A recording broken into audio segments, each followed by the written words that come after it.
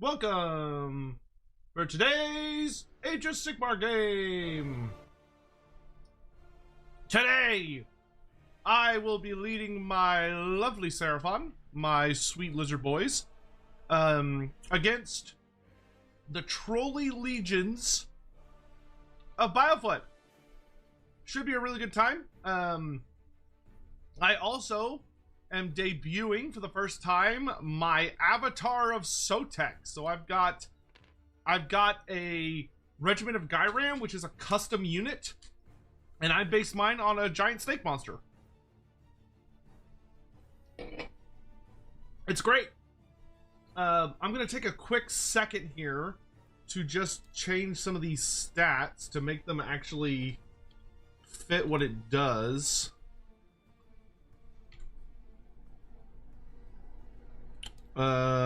Let's see, it doesn't have a banishment. Yeah, I have to check a couple things because there's some stuff that the new recruit site gets a little off. It gets a little funky.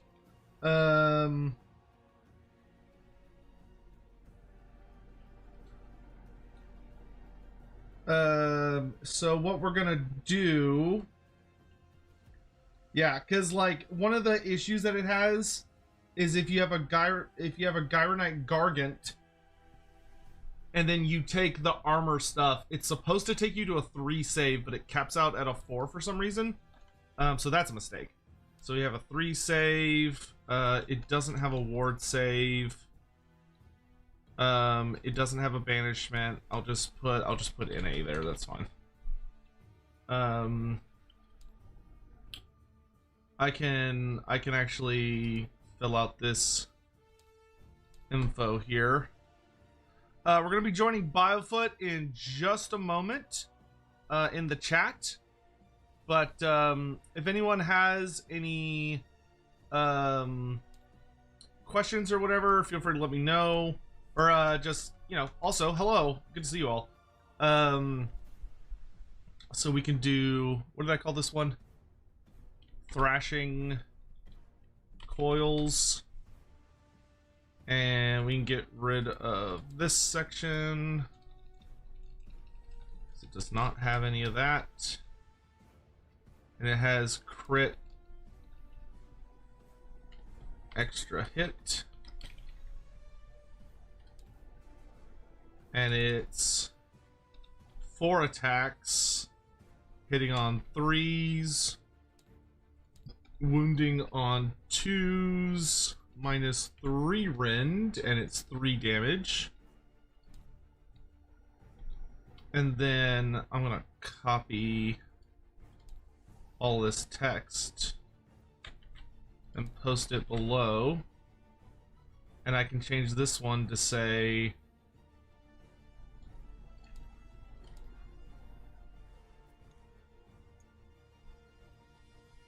oh, that posted weird.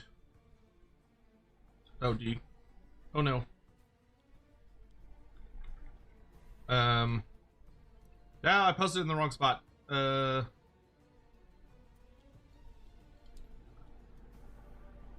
hold on.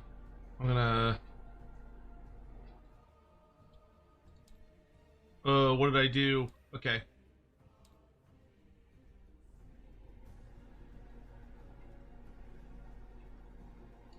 Wait, hold on. Okay, there it's correct. Okay, so I'm just going to delete all of this. I'm not sure how I did that. Okay, there we go. And this will be...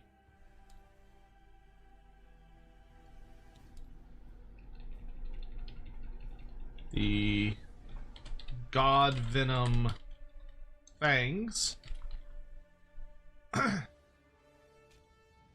And this one is crit mortals, and it's 4 attacks, 2s to hit, 2s to wound, -2 rend, 3 damage. Okay, that all looks right. And then, oh,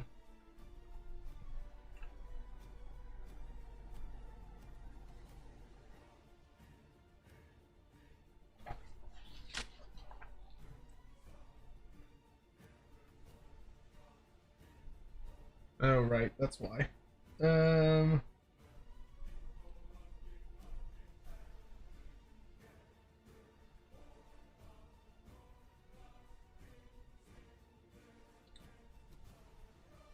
thought yeah, whatever. Okay, and then I'll note that it has champion. Here, I'll just put like trait stuff here. So it has champion.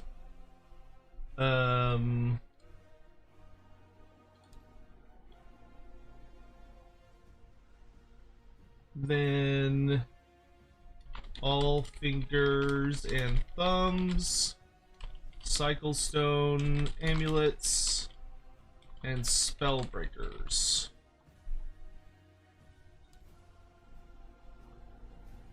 All right, there we go. That's now correct.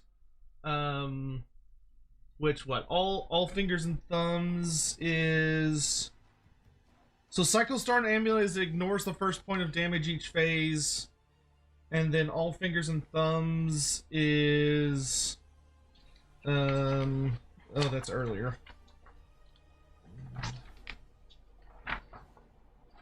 It's way earlier. All fingers and thumbs is that it sucks at remediation. What's its control score? That's what I'm missing. It has a control score of 10. Alright, so let me go ahead and fix that. So, instead of banish, we want control, and instead of NA, it should say 10. Oop. Okay, there we go. So now I'm gonna resave that as a new object. Host of the coiled serpent. Overwrite. There we go. Now I never have to do that again. Great. All right, we're gonna go ahead and hop into a call with Biofoot here. But I hope you're all having a lovely day. Should be a really good time. Why do I have a Pac-Man that's on fire? Oh, this? No, that's Ravenous Gnashing Jaws. It's a big beast spell. It's an endless spell. Will I be streaming Final Fantasy 14? Yes, I would like to stream Final Fantasy 14 after this game, actually. Because I don't have to be Upper Beanyware tomorrow, so we'll probably do a big Final Fantasy 14 sesh after this game. Alright, let's go ahead and hop into a call with Biofoot. Get to it. Another wretched foul lizard thing joins the red host. Hello, hello. Sotek spawn. Hello, everyone. Biofoot, can you hear me? Yeah, it helps when I'm not muted locally. Ah, yeah, that would do it. How are you doing, my How's it dude? going? Yeah, pretty damn decent. Yourself? I'm doing well, and for anyone in the chat that doesn't know, Biofoot is, of course, not only a legendary member of the community for the horrific amounts of Fishman spam, but he also has been a significant figure in getting this league off the ground, and organizing and stuff. So if you enjoy these streams and stuff, make sure you thank him. Because without him, they would not be happening. I couldn't do it without Hawk and Elf, of course. Truer words never been spoken. All right, which scenario are we doing today? Today we got emergency foraging, so we are scrambling amidst the bushes for berries that are not going to kill us when we eat them. Fun. All right, what rank is your general? 2. Okay, I'm also at 2, so we'll be doing a roll-off. But I guess let's get the map set up first. So let's both grab some terrain pieces. Those are your 4? Okay. Yep. All right, I'm gonna get. Man, you got cool ones. Let's see. I'll take this tower. I'll take. It's so hard to not just grab all the places of power because those look the coolest. They do. I'll grab that one. I'll get this here obstacle. And then I'll get... What does this look like? Oh, wow. Okay, that's a bit bigger than what I wanted. I'll pass on that. What about this one? Yeah, okay. There we go. That's good. All right, Range. we both got 4 pieces, so why don't we go ahead and get into it? I should check if Final Fantasy has maintenance. Yes. I know it doesn't, because they just had maintenance, but would All someone right, check? I get a Would someone 2 check for me? priority. I get a 5, so I will put my terrain piece down first. Hell yeah. Alright, so I'm going to put this obelisk right over here. Right there. Make the most of Dumbo's work. These are the deployment zones.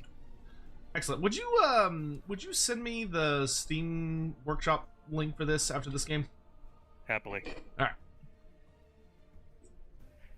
According to the rules, we cannot deploy more than one terrain feature wholly within friendly territory.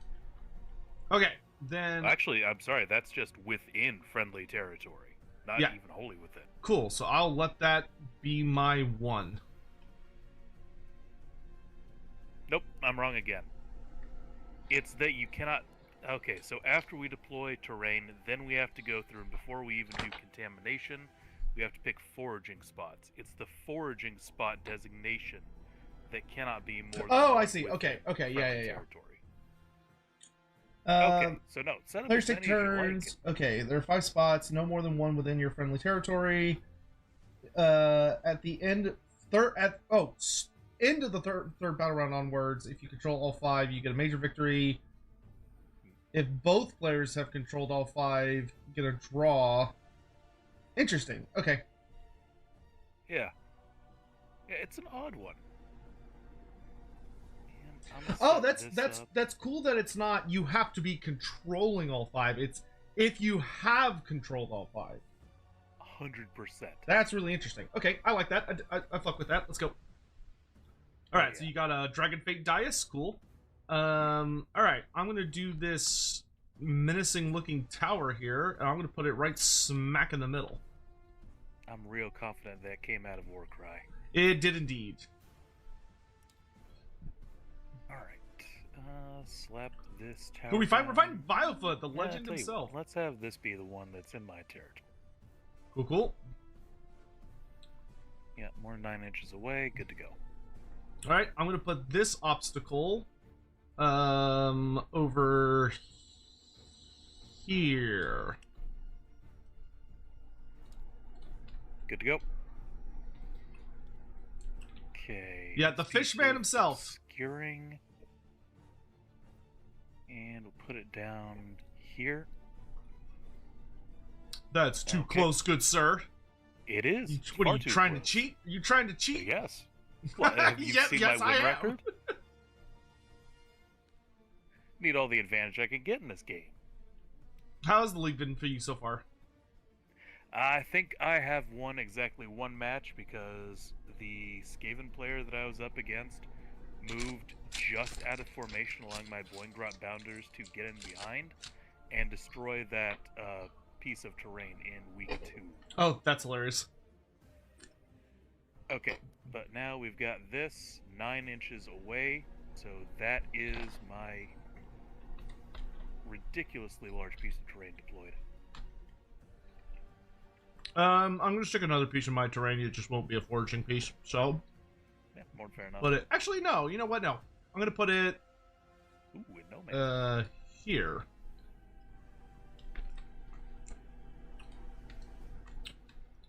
Ah! Okay, yeah, there you go. There we go. Okay, now, can this actually be deployed, or do I need to go reach into the bag again? I mean, it can be. It's just more than 9 inches away from, but it can go anywhere. So. That's true, that's true. Ah, okay. Then I think this actually might end up being your buddy.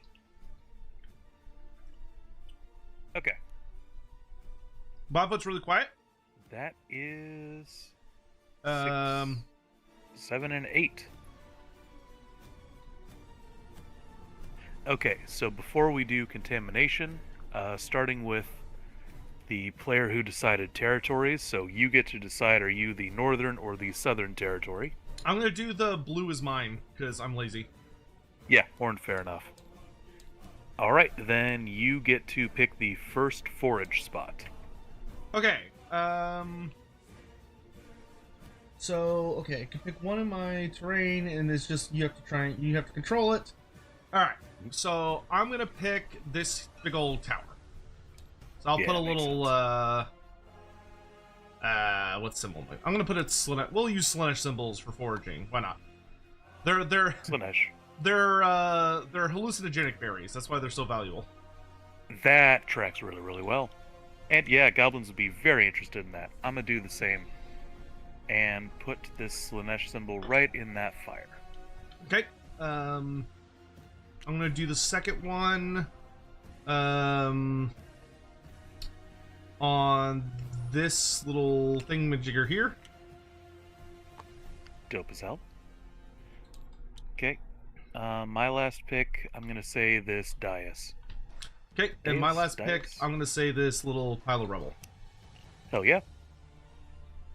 The rare rubble berry. So that's what makes it special. Facts. Alright. Okay. And then faction terrain and landmark of Gyran. Yep. So faction terrain, I'm gonna put this big ol' honkin' bitch right on the edge of my territory. Okay, so that gives you. I'm gonna do it right there. It's more than 3 probably inches gives away you range from this. to everybody, doesn't it? That is the hope, because in some of my games I've been really bad about that. But yes, this one I am in range of everything. Sick. Alright. Bad Loon Shrine. We'll go ahead and drop that here as long as we're 3 inches away. Yeah, you're good. And alright. Okay, and then the Floating Library, which is just a nerd tower. But it does fly and it has melee attacks. Okay. How good are its melee attacks? 2d6 attacks, 4s, 3s, 1 round, 1 damage. That's a lot of attacks. Okay. Yeah, I mean, hypothetically. Hypothetically. Agnes got crit 2 attacks. I see what you're up to over there. I see you. Yeah. Oh, okay, but it gives you bonuses to cast. Okay. Yep. Big old nerd tower. All right. Very cool. All right. Then I believe we are ready to start deployment. Okay, I am a 3-drop army. I am a 1, 2, 3. Yes, because my avatar is the 3rd one now. Yeah, same with these guys. Okay.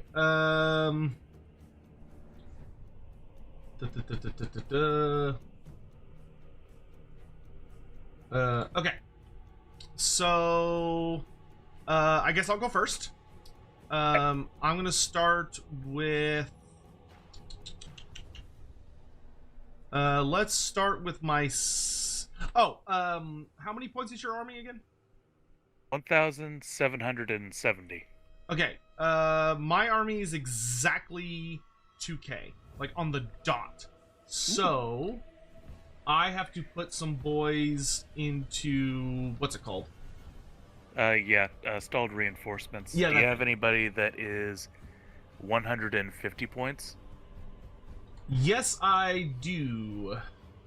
Then that would fulfill your obligation. Yeah, let me figure out which one would be best.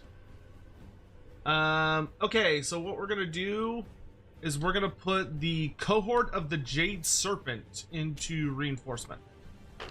Because they are exactly 150 points. Done and done.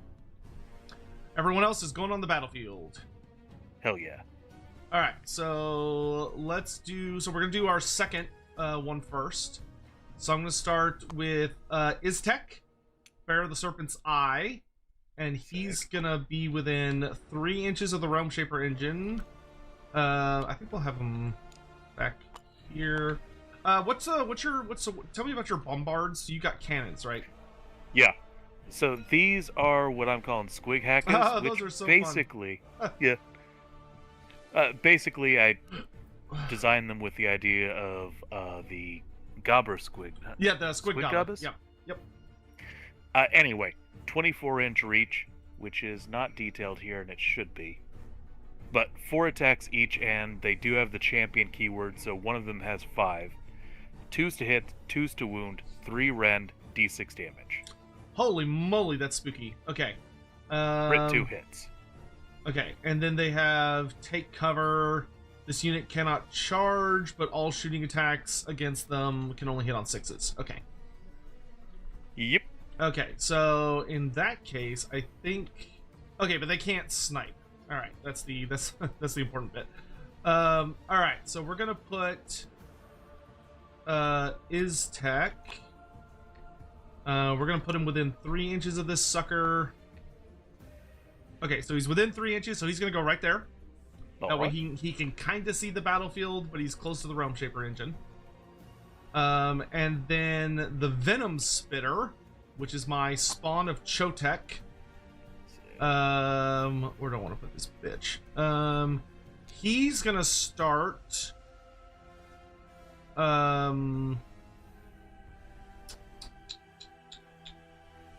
See, they move pretty ding-dang slow. But he also can fight from a good distance. So what I'm going to have him do is he's actually going to start by locking down this terrain piece. Yeah, makes sense. So he's going to start off within control range of it, and his job is literally just to capture it as soon as the game starts. 100%. Alright, that is my first regiment. Alright, sick. I will... let's get Glintmind on the field.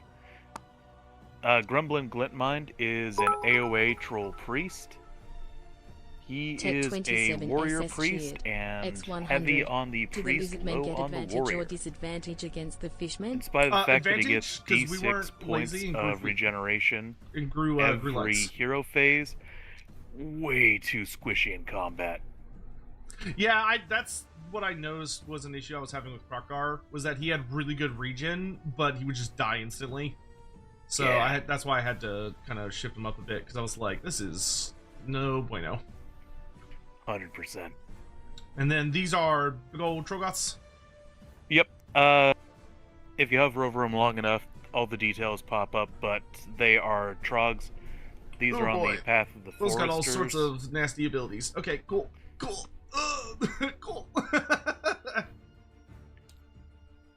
Yeah, especially I like these guys' ability where if you don't kill one model entirely, they get +1 to their attack. Yeah, my Croc scores have that, which is... It's actually better than that. If it's the, if it's the path of the, whatever, the sacrifice? Sacrifice. Yeah. So... Sacrificial Frenzy.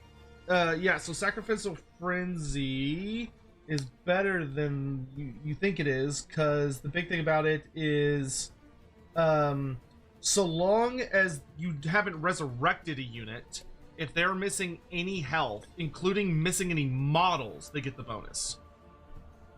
Dope. So basically, once you take a single wound, you have the buff permanently as long as you don't resurrect a dead model. Dope. Alright, so, okay, I'm gonna go ahead and let's go ahead and bring out the God Serpent. Hell yeah. So this is the Avatar of Sotek, which literally has a perfect mini already in. And facts. he's gonna go right here. So this big bitch, basically, he doesn't have necessarily a ton of attacks, but the attacks he does have are really, really mean. I have added everything into his little description there. So because he has Champion, he has... 5 attacks on each of these. Yeah, so he has 5 attacks on each profile, and Sick. the top one, he gets extra hits on crits. Bottom one, he gets mortals on crits. He ignores the first point of damage every phase. And he also, if you try to summon an endless spell, Well, if you do summon an endless spell, then during my hero phase, he can attempt to banish it. But if he banishes it, he can decide to either like basically eat it and get rid of it, or he can take control of it for that phase and use it against you. Okay, that's rad. Um, Honestly, very, very, like, loreful. Yeah, and he's just a big tanky bitch. 13 wounds, 10 control score, 3 up save, and movement 8. Hell yeah. But only other thing about him is that he has all fingers and thumbs, which means that if he ever tries to remediate terrain, he's really bad at it. So instead of doing it on a 3-up, he does it on a 4-up. And that is the thing that we need to do, is go through and establish contaminated terrain. Yeah, why don't, I always feel weird doing it as the Order faction, so why don't you do it?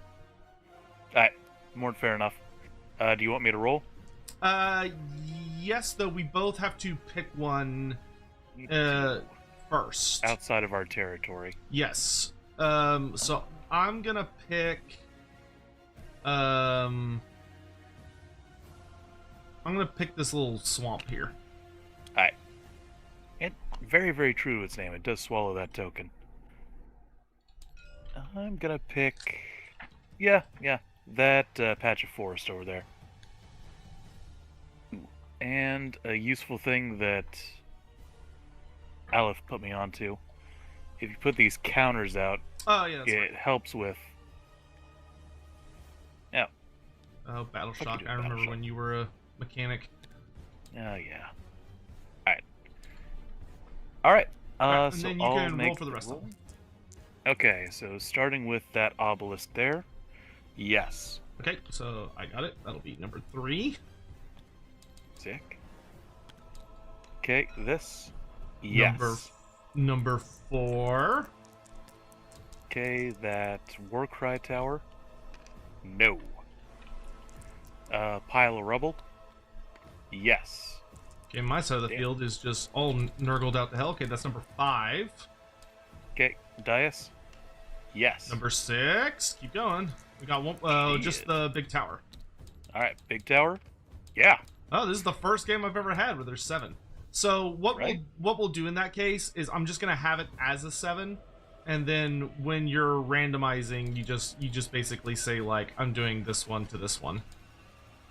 Yeah, that scans. Because we'll remediate them pretty quick, and the one you remediate you can't land on. So yeah. Gloomspite Gitz is the goblin faction. Yes, so it's got night goblins, forest goblins, and wolf goblins as well. Mm-hmm. All right. Was that? Yeah. You're... Yes, the Avatar Sotek, which is my regiment of Gyran, so I'm all done there. Okay, then I'll put in some squigs. Actually, no, the Bounders. Ikric Bounders. I love those armored squig riders. They make me so happy. Right? Okay, and then the squig herd is gonna go here. Okay. And then destroy an angel is gonna be right to hop into the tower as soon as he goblin can. name is Destroy an Angel? There is a species of mushroom that is called Destroying very Angel. Clever. Very clever. Like, if you eat it, you have 24 hours to live. Hot damn. That angel do be destroying. Right? Alright. Is that it for that battalion? That is. Okay. Or regiment, rather. So, my last one, let's put Krokgar right out front. Hell yeah. If I can get him in position. Who's your general, by the way? That'd be Glitmind. Okay. Next I'll do the Fangs of Sotek, which are my lovely, whatever the fuck these things are. Hackodons? Yes, thank you. I love when I remember the names of my own soldiers.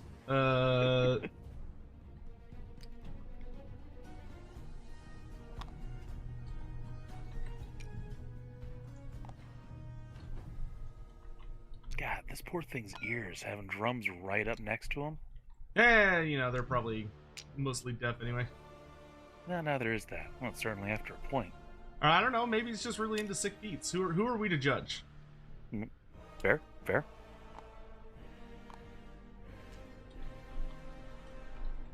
Okay, so that'll be the Fangs of Sotek. Then I've got the Mauls of Sotek. We're gonna put them. Where am I gonna put them? I guess they're gonna follow up behind the Avatar. Tracks. Do you have any teleport shenanigans in your army? No. Or like units that can spawn in from off the map or anything? Not from off the map. If you completely destroy any unit, I can respawn them at the Loon Shrine at the cost of 1 command point at the end of my movement phase. Okay, cool. Alright, and then... Oh. Whoa! Okay. That That's sucked. No, that's... Oh, good. I don't know why those moved. That's fine. We know which squares we're on. Fair enough. And then Gorok the Unbroken is the last thing I gotta deploy. And he's gonna go... Do I want him in this little pocket? I'll put him right back here. Actually, I'm gonna change where I put the croc squares slightly, if that's okay. I'm gonna put them Yeah, absolutely. more up here. Alright. And then Gorok and his squad go over, swish into this spot. Okay, I am done.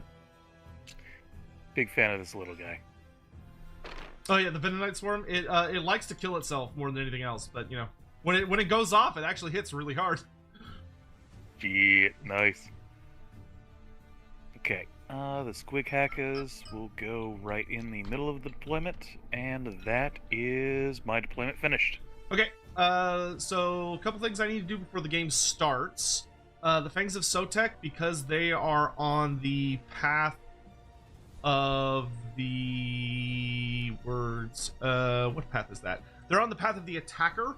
They have an ability called Hunter's Eye, which Hunter's Eye is that they pick a target at the start of the game, against that target they get +1 to wound rolls for the entire game. Dope. So we're gonna choose. Okay, so these guys seem to have a gimmick where they are -1 to be wounded the turn they are charged. Correct. So let's pick the Marble Biters. That makes sense. Alright, so I'm just gonna put a little counter next to them. Let's do this one to indicate that they are quarry. Alright. And then I need to pick a asterism. And I'm suddenly realizing right now that I don't have all my little PDFs open. Let me fix that.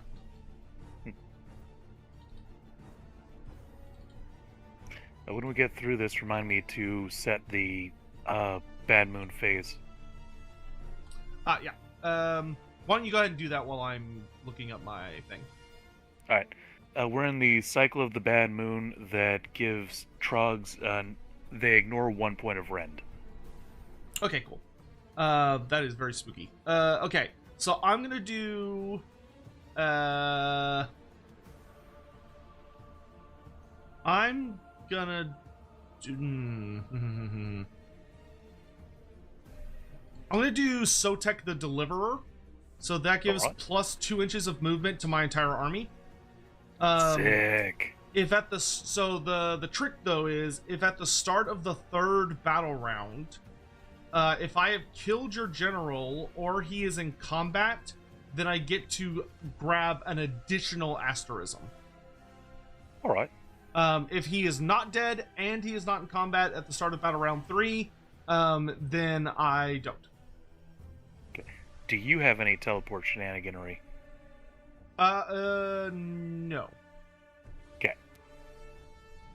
The only thing I'll be able to do is if I land the roll starting in the 2nd battle round, the Cohort of the Jade Serpent can come on, but I think they have to come on from my territory.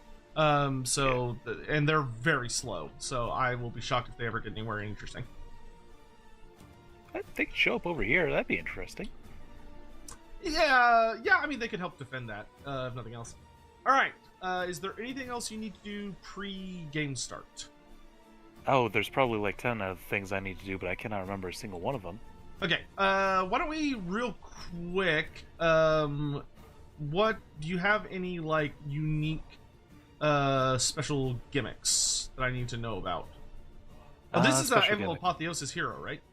Yes. So, Glintmind is supposed to not get in battle.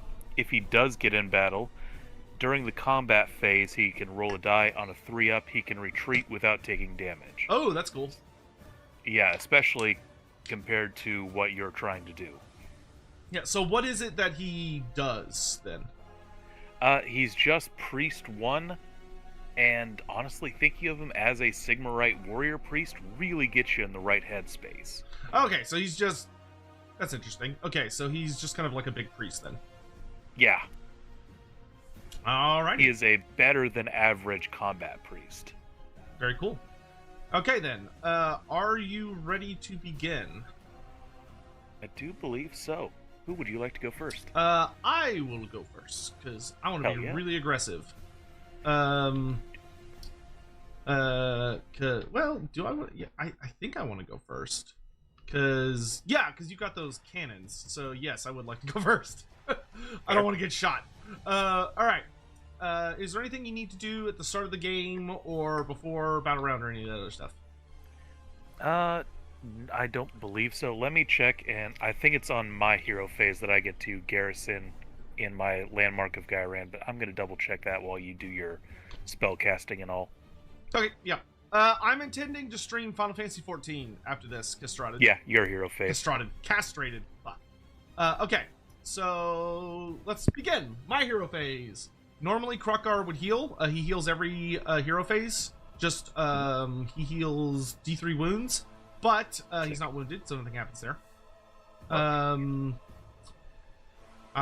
don't think anybody does anything interesting except for Iztek. So we're going to go have Iztek start unleashing his nonsense. So he's going to start by activating the Realm Shaper engine. So I'm going to pick a piece of terrain within 24 inches. I'm going to pick the levitating bookcase. Nope. And it's going to all units that are within 3 inches of it, which is all these guys except for, so not the Bombards, but the Onyx Spiders, the Icaric Boundas, and Destroying Angel. Got it. I roll a d3 for all of them. On a 2 or higher, they take that many mortal wounds. Got it. Bad D3. Alright, so we'll start with Destroying Angel. Got it. He takes 2 mortal wounds. Done and done. He doesn't have a ward save or anything? God, no. Okay. No. You never know. 120 point Gabo. Onyx Biters. Nothing. And Okay. then the Boundas.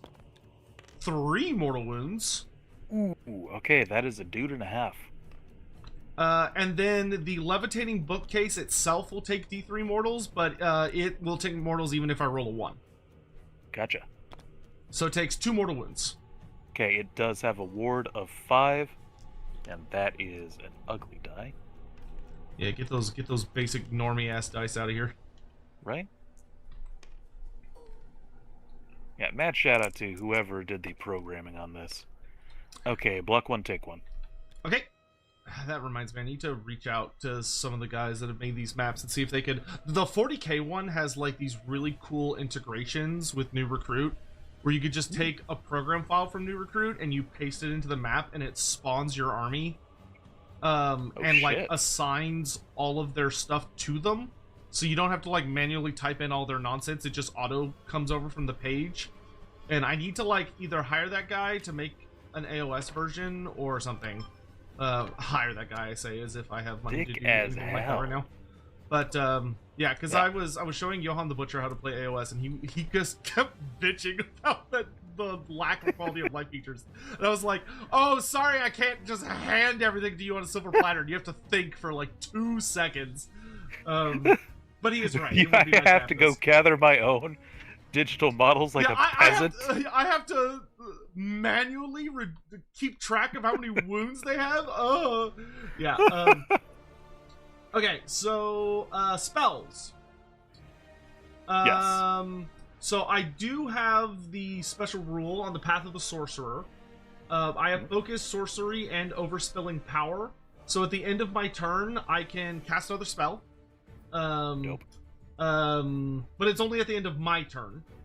Right. And then Fuse Sorcery is that the first time he does a non-summon spell each turn, he gets +2 to cast. Yep. Okay, so what spells do I want to cast? I did switch out one of my spells finally. I switched out Comet's Call because of that. I got that for one of the like rewards for a game or whatever. Excuse me. So I got rid of Comet's Call and I got Earth Trembles, which allows me to draw lines on the map 18 inches away from him, and it just does a ton of mortal wounds, but it hits friends and foes, so I have to position him carefully to do that. Yeah, Lumineth had that too before their book. Let's do... okay, I'm going to try and cast Speed of Haunchy, and I'm going to try and cast it on the Avatar of Sotek. Actually, no, he's pretty fast. I'm going to try and cast it on the Mauls of Sotek. That's what I'll do. Right. So what this would do is it would give the Mauls the ability to run and charge. Sick. Maybe I should do it on the stick, actually. 8 inches. Nah, he'll be fine. He'll be fine.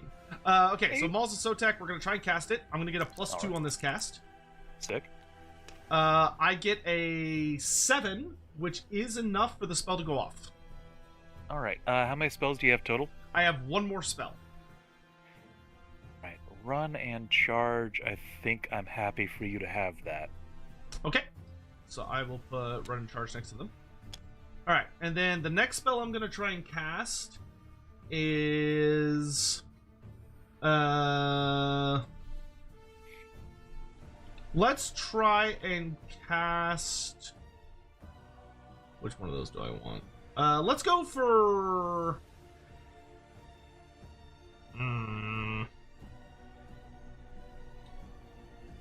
Let's go for Ravenix's Gnashing Jaws. Alright. No.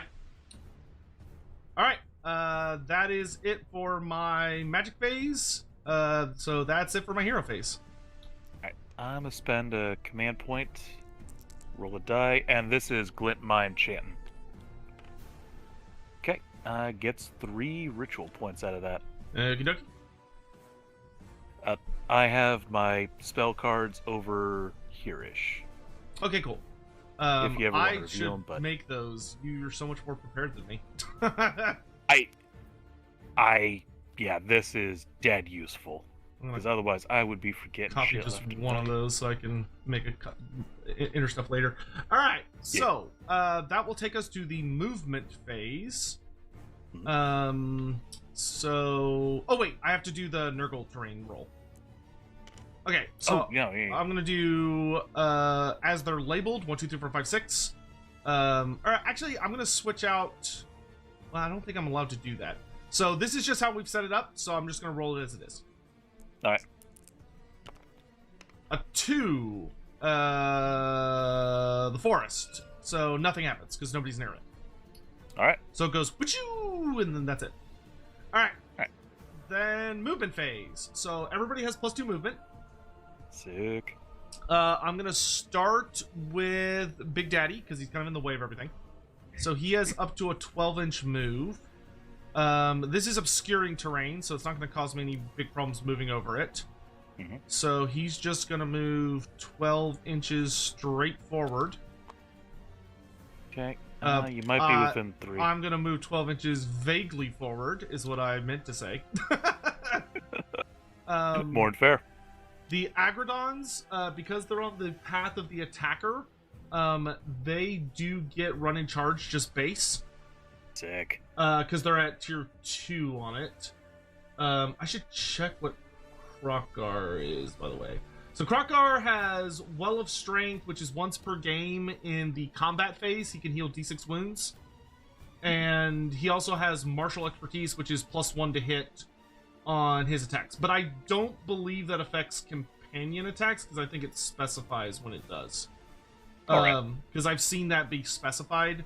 So, on some of them, so I'm going to assume that is the case. Typically. Yeah. So, Fangs of Sotek, they're going to run. Red. Ooh, a 5. Okay, they're going to be hauling ass. Okay. Sheet. They're going to be super fast. So, they are normally movement 10. So they're going to be movement 17. Shit. So we're basically just going to go and get up in these troll spaces. Alright. Here. I'm going to move this guy almost the full 17. I'm going to make one more of these. Makes sense. Yeah, we're just going for the just aggressive as lizardly possible route. Okay, so I'm gonna move this guy 4.5 inches, which gives him another 13. No, 12.5 to move. So he's gonna move 12.5 to here. All right, and then we're gonna move this guy up 7 inches, and then he's got 10 inches left. Nice. This guy's gonna move up 8 inches, and then that gives him 9 inches left. We'll have this guy go a little wide because I think these guys are probably gonna be able to slot in between. This guy can just move straight forward 17. Nice. And then this guy can move up to 17, but he's just gonna move up like that. I am such a fan of when cavalry units go sideways to keep coherency. I imagine... It's very goofy, but it's fun. It's amazing every time I see it. I just imagine the horse prancing across the field sideways. We're gonna have the Avatar of Sotek move up 8 inches, like so. Dope. I'm going to... Actually, I'm not going to move Iztek just yet. The Kroxigor, the Malls of Sotek, I'm going to have them... Actually, I'm going to move Gorok next. I'm going to auto-run him 6. Alright. So he's going to move 11 inches to try and keep pace with me. Alright. Because the poor guy is not that fast. Actually, we know. He should be able to go further than that. Oh, yeah, +2. So, yeah, because he's normally... Let me just double check his force scroll. Yes, he's normally moving 5. 6 would be 11, so he's got 2 more inches. Okay. Alright. Because he's the one that he has an aura that if I'm wholly within 12 inches of him, with basically anyone in my army except for the Venom Spitter and Iztek, everyone else gets, well, and the Avatar, everyone else gets to ignore the first wound every phase. Sick. Or the first damage point, technically. Alright, the Malls of Sotek are going to run. A 5, right. That's pretty good. They are normally movement 5, 7, so they can move up to 12. I don't think that's going to be nearly enough to get them in combat area, but that is going to be enough to get us next to this terrain piece we have to claim. 100%. So we're going to run over there. The Venom Spitter is just going to hang out. So he claimed this piece of terrain, but he's still going to hang out near it to hopefully... Well, I guess he's not going to do a reclamation there this turn. So I think I could use Iztek for that. What is his... Where's the spawn of Sotek? There he is. 5 minutes. He's so slow. He's gonna run. All right. 3, so he can go 7 plus 3 is 10. So he's gonna hustle 9 inches this way, and then he's gonna move up 1 inch. All right. These guys are not real; they're just tokens. Got it. And then Iztek can move up to 7 inches. I think he's just gonna focus on kind of keeping up with the troops for now. He'll run. Let me roll his run before he moves. All right. 4, so he can fly up to 11 inches because he is a flyer. Yeah, so he's gonna fly up right behind these guys. That way, they are still protecting him from cannon shots for the moment. All right. Okay, so pretty aggressive move. Yeah. But that is the end of my movement phase. All right. Do you have any counter moves you'd like to make? Yes, I'm going to redeploy the Onyx Biters. Okay. And I'm going to get to redeploy them 4 4 inches. Could you do me a favor and hold 3 inches away from the Fangs of Sotek? Okay. Should have grabbed the rulers. Yeah, my bad. Oh, did we? Oh no, they're there. I always like to delete them like an idiot. Yeah. Digital assets. Hello. Okay. Thank you. All right. Oh, this guy needs to be back a little bit. Back a little bit more. All right, so these guys now count as run. They cannot countercharge. Okay, I think this dude's a... Okay, 3... Yeah, that's all good. Everybody's good. Okay, cool. Sick. All right, then that will take us to the shooting phase. The only thing I have that could shoot is the Venom Spitter, but he ran, so he's not going to be shooting, so I got no shooting. Fantastic. I do, and I am eager to see how it works. All right, so the Squig Hackers Are these going to... two separate guys, or are they one unit? 1 unit of 2 models. Terrifying. Okay, carry on.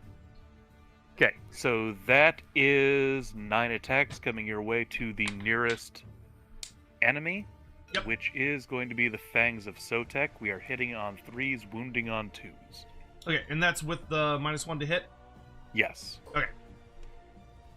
All That's so right, scary. and 6s are 2s. What do we got? What do we got? Okay. Alright, I'll take every single one of those misses. Facts. I'll take that crit 2 hits. Okay. 5 at 3 rend. Jesus D6 Christ. wounds. 3 rend, they will not have a save against that. All right. 5d6. Oh, do you mind if I all out defense? I would have. Yeah, go for it. Because I don't know why I didn't think. How many wounds was it? 6 wounds? 5. 5 wounds. Okay. We need 6s, but I think it's worth it. Oh, 100%. Oh, nothing. Well. All right. What do we got? Huh. Okay. We have damn near Yahtzee. Yeah, so that's 10, 15. So I -1 for Gorok. Okay. So 14. that will kill 2 of them. I'm gonna pull off these 2, which includes the unit champion, but I want to open up the route for my snake god. I'm always a big fan of the last model remaining as the champion if you got one. Yeah, that's what I like to do normally, but he would be in the way of what I want to do. Actually, I mean, I'll just charge them first and move them. So let's pull off. No, I only terribly have to... sorry. What I meant to communicate was the last model that you have is the champion, regardless of if that is the champion's model. Yeah, no, that's my. I can appreciate that, but I don't fly by that. Okay. So I'm gonna pull off these 2 because I don't need to worry about coherency until the end of the turn. More than fair. All right. Well, that was painful. All right. Right? Is that done? Yes, that is all they're shooting. Okay. And I so think I've done it right that you cannot lock them into combat easily. not easily, but we'll see what we can do here.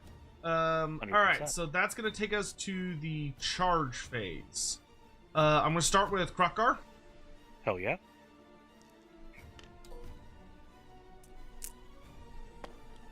A 3. That'll do it. He's just gonna move straight forward. Yeah, within half an inch, good to go. Next, we'll do the Fangs of Sotek. They get a 5. Much more eager.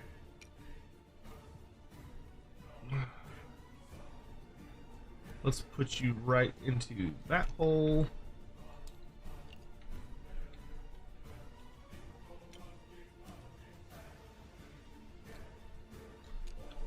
Okay. Well, it's worth with my roster. These guys have a whole gimmick as well of that when they fight, they after at the end of the turn, I get a bonus pylon with any Saurus aligned keyword units. So they'll be able to, like, if they survive and Krokar survives, they could do something like pylon 3 inches towards these things if any of the trolls die. Gotcha. That's pretty rad. Yeah. All right. The Avatar of Sotek's going to try and charge. He needs a pretty big roll, though. Right, all right. Ooh, a 9. Pretty big roll. That will get him in. Hell yeah. Can he fit, though? Oh, yeah. Do you mind if I change my... What are these called? Oh, actually, can I slot in under this terrain piece? Yes, I can. I can fit. Yeah, you're not an inch above the terrain, so you're good to go. All right, so we'll go there. Kroxigors are too far away because they'd have yeah, no, that's a blocked avenue. Gorok ran, so he can't fly. Gorok cannot run and charge.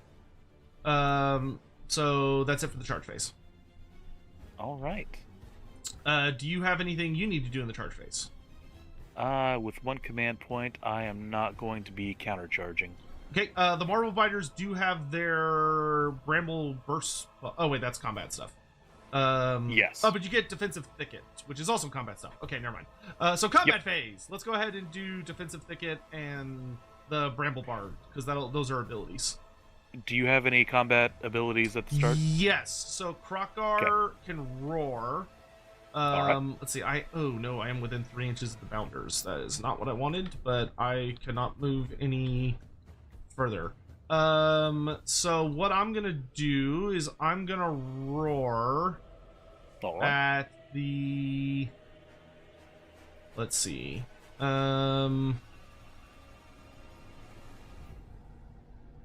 Okay, they're not that spooky when they're not charging.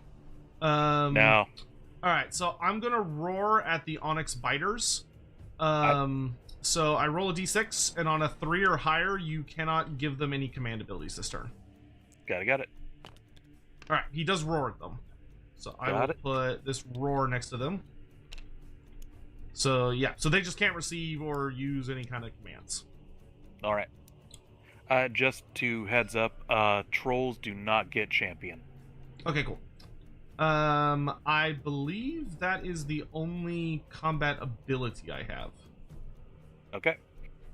Alright, then we'll pile on to Defensive Thicket, so on a 3-up, -1 to be wounded. Okay. -1 to be wounded. That will... If you bring you back to neutral. Yeah, but it will mess up the Avatar of Sotek a bit. Gotcha. Because it's applied to the Marble Biters themselves, rather than an enemy. Okay, so we'll put D3. I'm gonna put a -1 wound by them. Fair. Thank you. All right, and who do you want to? I assume you want to Bramble Barb the Fangs. Oh, 100%. Shit. Okay, at least I'm rolling well. Oh, geez. Okay, so that's gonna kill another one. Let's kill off. Who's gonna die here? Let's get rid of this one. I ignore 1 wound because of Gorok. He's still wholly within 12. Yes, he is. So the 1 wound will carry over. And that's the 1 wound that you're ignoring this phase, right? No, you did 3. So I ignored 1, then 1 killed a guy, and then 1 carries over. Terribly sorry. So that's the only point of damage negation that you're doing this Oh, yes, phase. for the combat phase, yes. Okay. Correct. Though the Avatar of Sotek also has that ability on his own. 100%. And I don't know how aggressive the Squig herds are going to be into him, but honestly, I'd pay to see that fight. Just a swarm of Squigs fighting a giant monster snake. God Serpent? Yeah. Alright, so that's all combat abilities. I'm going to swing with the Fangs of Sotek first. because I think they're Okay. the most vulnerable at dying. Okay, so it's the same roll against both units. So, because their -1 to win is equaled out by the quarry. So, I think we're gonna go ahead and swing at the marble biters. All right. So I've got 3 riders still alive, +1 for And the unit champion. So that's gonna be 10 Hell yeah. attacks. They're hitting and wounding on 3s. All right. Let's see what you got. Pretty damn good. Okay. And And you do not have the monster keyword on those guys, do you? they do not. Okay. Then yeah, that's so it's gonna be 6 wounds at -1 rent. 6 minus 1 puts them up to a. But you 5, I ignore a do point of believe. rent, right? For your Thank you. moon. Thank you. Too many dice. Okay, and there we go. 6, so we're still at 4s. Not what I was hoping for. Okay, and those are 2 damage each on the charge. Got it. Alright, 5s. Alright, I am going to accept that, because that is good. Okay, 4 wounds, which means 1 Trog is still up. Okay. Next is the Agrodons. So they have 3 attacks each, so it'll be 9 attacks. They are hitting on 4s, wounding on 3s. Got it. Okay. Alright. No crit effects. No. Okay. So 3 wounds at -2 rent. Ooh, okay, big lads. Alright, so 5s. Hey, Okay, and those are 2 damage each. got it. Okay, and 5s. Hey. Alright, just the one guy dead. Okay. And that is them, and since they successfully did a fight, they get a rage token. Dope. Alright. It is your turn to swing. I think I'm gonna go with the Onyx Biters. And we're gonna pile in such a way that I end up closer to the closest that I was at from the beginning, and then 3-inch reach. We can hit the Fangs of Sotek with all 6 attacks. Okay. And how much do I... I don't know if I could chew Okay, through they're all not yet this. wounded, so they don't have a native +1 to hit. Looking at this last command point, it's dead tempting. No, I'm gonna play it safe. Okay. I will all-out defense on this. 100%. Okay, so 4s. Alright. And 2s. Okay, 3 attacks coming in at Rend 2, damage 3. We save 1. Got it. So 6 damage total. 6 damage. That will kill... So 4 to kill off the standard bearer, and then 2 will carry over. Got it. Alright, my turn to swing. Yes, it is. Okay, I'm gonna move up the God Serpent. I'm gonna activate him next. Hell yeah. And he's Let's see gonna what this thing can do. he's gonna put everything into the marble biters. Ooh, that's a good play. Um -1 to be wounded, but that just takes you from a 2 to a 3. Yes. So they've got it's got 5 attacks on each profile. Sick. So it's Thrashing Coils. Are 5 attacks needing 3s to hit. On 6s, holy moly, it gets extra hits. Ooh. So 1 miss. Oops. Oh no, come back. There we go. So that's All 7 hits. And then it's wounding on 3s because of your -1. Got it. So that is 5 wounds at -3 rend, 3 damage. Shit. Okay, 3 is enough to put them to a 7 save, and this is a 6-sided dice, so that goes through. Okay, so that is 15 damage. All right. Damn. The god has arrived! Did not need that many dice. Surprised how good Biofoot's might comes from underwater? Hey, he's a fisherman enthusiast, alright? Or a fish slut, as I'm yeah, fish affectionately slut, known yeah. on the Lawhammer Discord. Alright, that picks up both of them. Okay, okay, well, I learned for next time that I should probably divide his attacks. Okay, so he's that's all he does. Fair.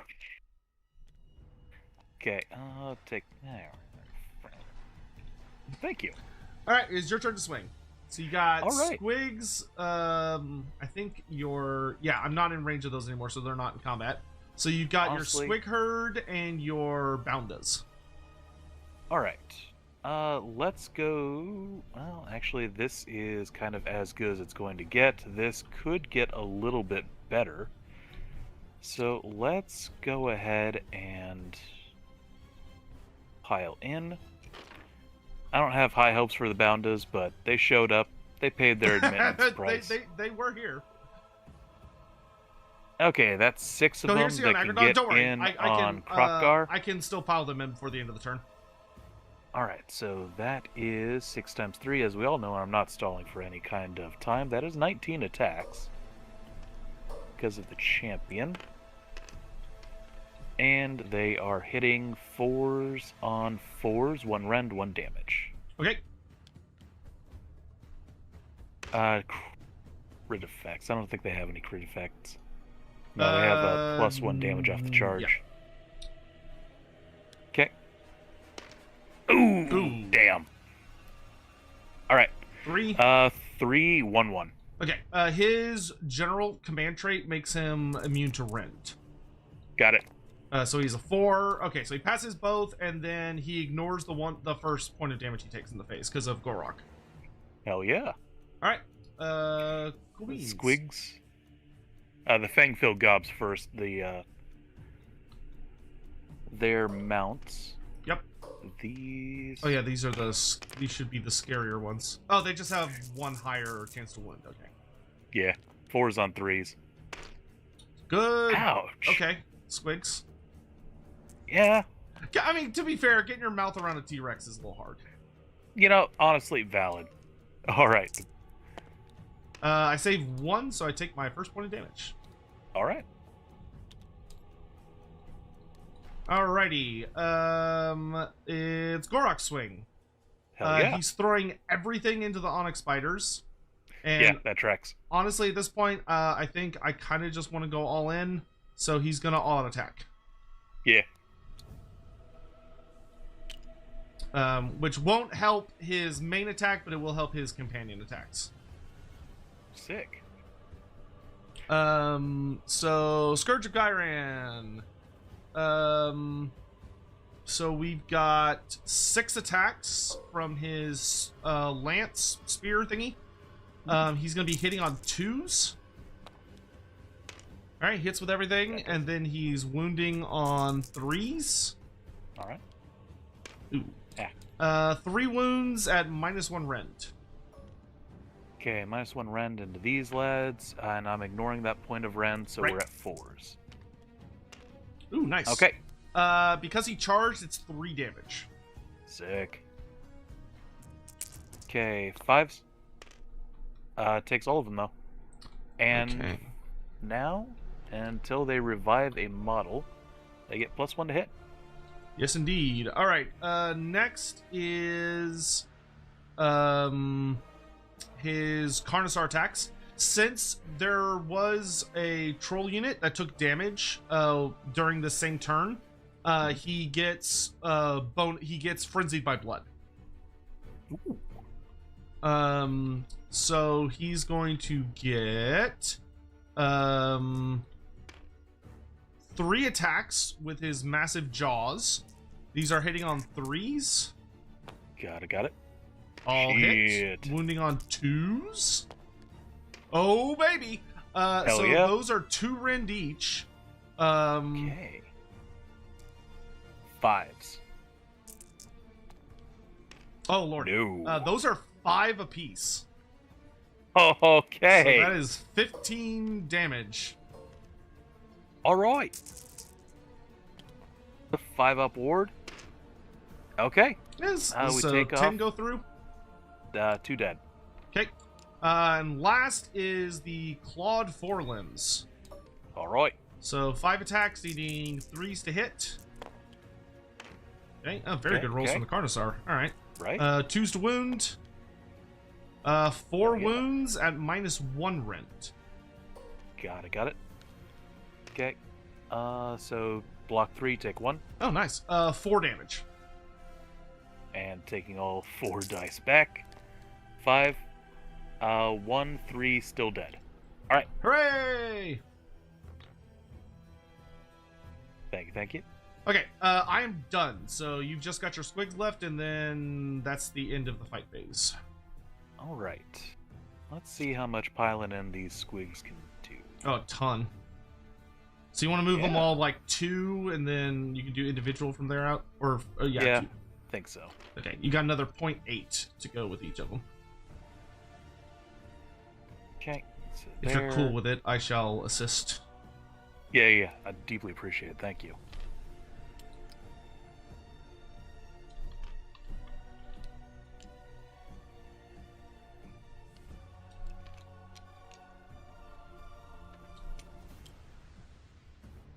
Probably better to send this guy up here.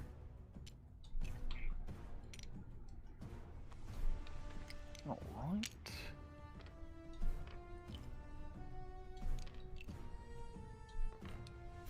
Rad as hell. And honestly, the squig herders are just here to look pretty. Yeah, they're tokens. They actually are models, I recently found out, because Oh, this really? this is a 12 model unit with 10 squigs and 2 squig herders. So they do have weapon profiles, they just suck in comparison to the squigs. Okay, yeah, because if they're tokens, it'll specify it on the war scroll. Yeah, and they do have actual weapon profiles. But for each of these guys that's alive, you can roll a d3 in the hero phase and revive that many squigs. But on a very 1, cool. you kill the squig herder. Oh no. Okay, so they're like the Venomite Swarm. Okay, they're a little goofy. Alright. Alright, so we can put 4, 5, all of these mad 6, lads. 7, 8, So 9, 10. 1, 2, 3, 1, 4, 2, 5, 3, 6, 7, 8, 4, 9, 10, 5, 11 6, 7, 8, 9, 10. into these lads. 1, 2, 3, And 4, then- 5, 6, 7, 8, 9, Okay, 10, 11 into I the count fangs 12. of... Okay, so 12 and 8? 2, 3, 4, 5, 6, 7, 8, 9, 10, 11, 12. Yep. then 12 and 8. Okay. We'll do the 12 first, which is a casual 36 dice, as you do. Agrodons, you did your job. You could die with dignity. You did well, lads. You did well. Not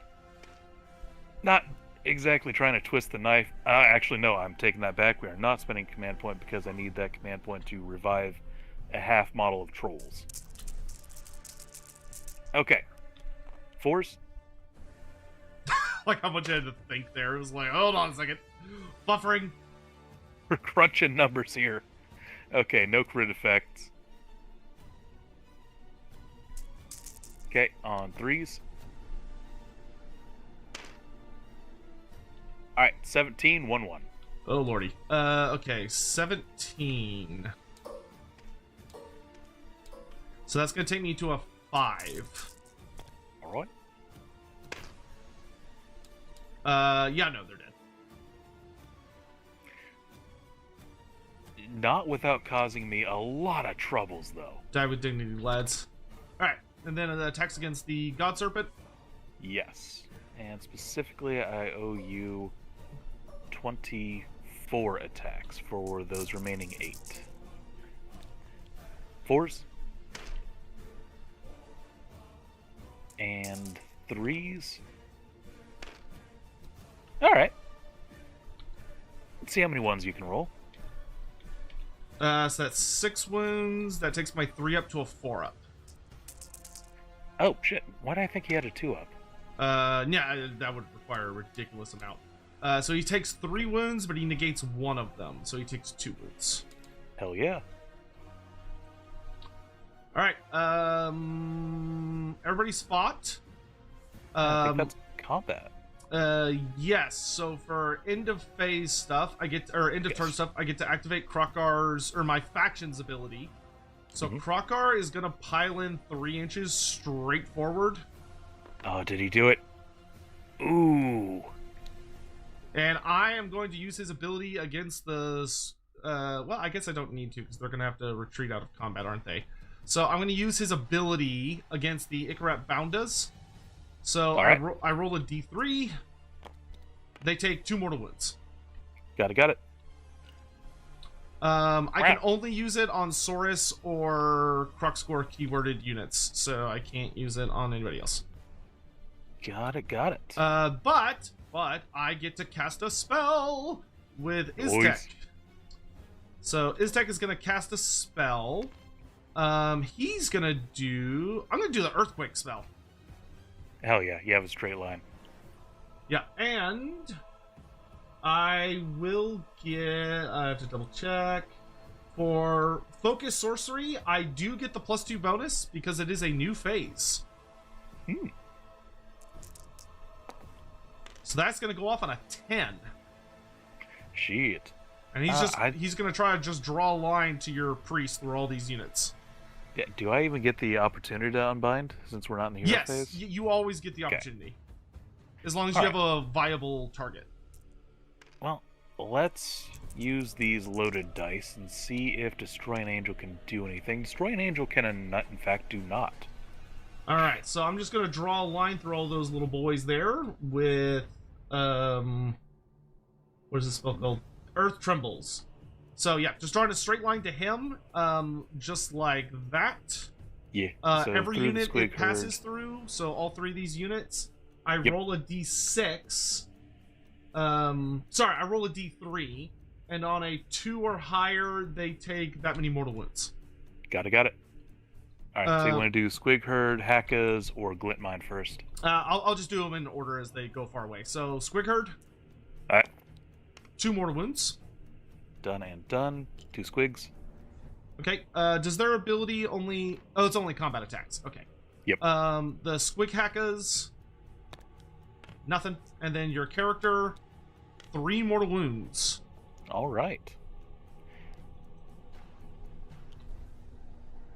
Done. And then... remediation. Yes. I'm gonna have...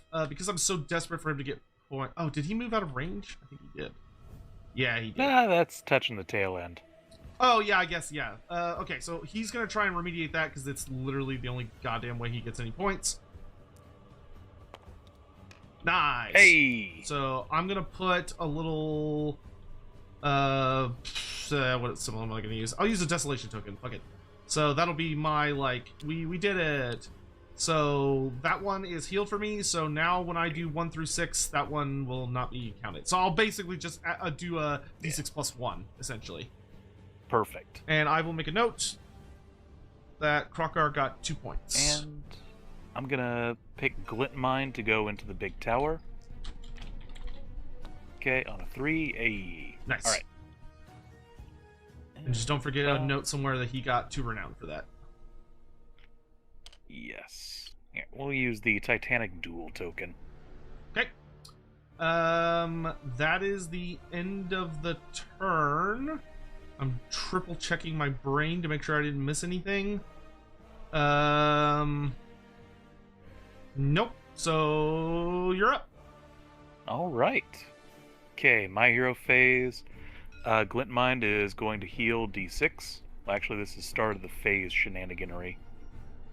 Okay. Okay. Krokar also heals during hero phase, so I'll just... Oop. Hell yeah. Alright. go ahead and we'll have Glintmine Chant for 2, bringing him up to 5. Is that enough for it to go off? Pick an enemy unit within 12 inches. Unit has strike last until the start of your next turn. That's not bad. Yes.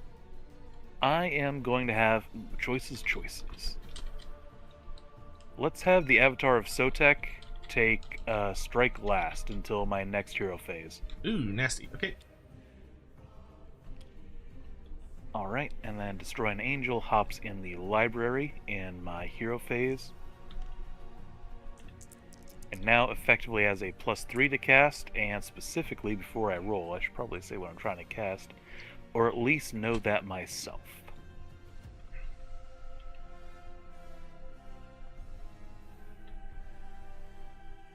I think I'm gonna go with Healing Spiral? Yep. Oh, and I've claimed... see, you're within range to compete with me on this, but you have less control scores than I do. So I've taken these 3 pieces of terrain. 100%. Actually, okay, let's... have I gotten this one? What's... You would have, because 3. these guys are beasts. They have a control score of 1. There might be enough of them, though, because his control score is only a 10. So 1, 2, 3, 4, I think the 5... way it works with beasts is, like, the unit has a control score of 1. Oh, you sure? At least fairly. Although, were there even more than 10 squigs next to there? Yeah, I guess I could check that first. Okay, so 1, 2, 3, 4, 5, 6, no. 1, 2, 3, 4, 5, 6, 7, 8, 9, 10. It would have to be all the way back there. So no. Okay, so I got control of 4 of them for a turn. Okay. And passive beast. This unit has a maximum control score of 1. Yeah, that's only for the... I think that's only for the, oh, the unit. So it does say unit. I feel like that's supposed to be that each model has a maximum control score of 1. Like, is what it means by that. Like, the unit's control score is 1, but that means every model in the unit has a control score of 1. Not the unit as a whole only counts for 1 point. There are a lot of shenaniganery when it comes to increasing control score, so I could be sympathetic to that. I think that's what it's saying, is that they can never be buffed above 1 per model. Because otherwise, I feel like that's worded... Because units don't have a control score per model, it's just the unit's control score. Like, Gorok's unit control score is 3 or whatever it is, but that means every model has 3 control. True. Oh, are you sure, King Angst? Have they... is that FAQ'd? I just want to make sure I'm not misunderstanding it. That's all I'm saying. I just want to Beast is like an odd enough niche case that it probably doesn't come up that often. Yeah, Angst is saying it's total. I just want to make sure that we can find a clarification on that, if at all possible. God, it'd be great if the AoS app would index that stuff well. Because I could see it being that beasts are only 1 total because they're like super cheap for models, and they're supposed to be more of... It's supposed to be that they like suck at control compared to everything else. Yeah. Yeah, but just one of those cases I feel like GW should have worded that better. You know, if they would do that, the refs would have basically no job, so...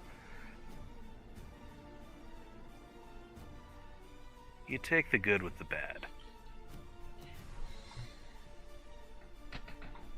Oh, I should have asked last phase if you wanted to do a twist, because we have a twist on this map. Oh. Which is just that a unit next to one of the... It only would have worked on your Grumbling Glintmine, so if you wanted to do it for him, you could. It's just that he could move d6 inches during the enemy movement phase for free. Because he's within 3 inches of the thing. Nah, Glintmine would have just, like, retreated further back, but... If you want to, you can. Because like it wouldn't change anything unless he rolled like really high, in which case he would have dodged the earthquake. But we can just do that. That's not a big deal. Nah, I'm good. All right. Thank you, though. Just confirmed. Okay, cool. Just wanted to make sure. All right. Good enough for me. So Random people on the internet are telling us... definitely takes it. Okay. Yeah. Random people on the internet are telling us it's true. By God, it's true. All right. So spells. Finishing up my We're about hero to phase spellcast. really quick, though. I'm just going to use one Squig Herder. Well, no, let's use two. Because all I need is one Squig Herder to get it right. But, okay. Both Squigs that died are back. Hooray. Thumbs up. Okay. God, I wish I had a way to give these guys retreat and charge. Would you like to do a magical intervention? I don't have any command points. Did we both spend 4 command points in your phase? Damn.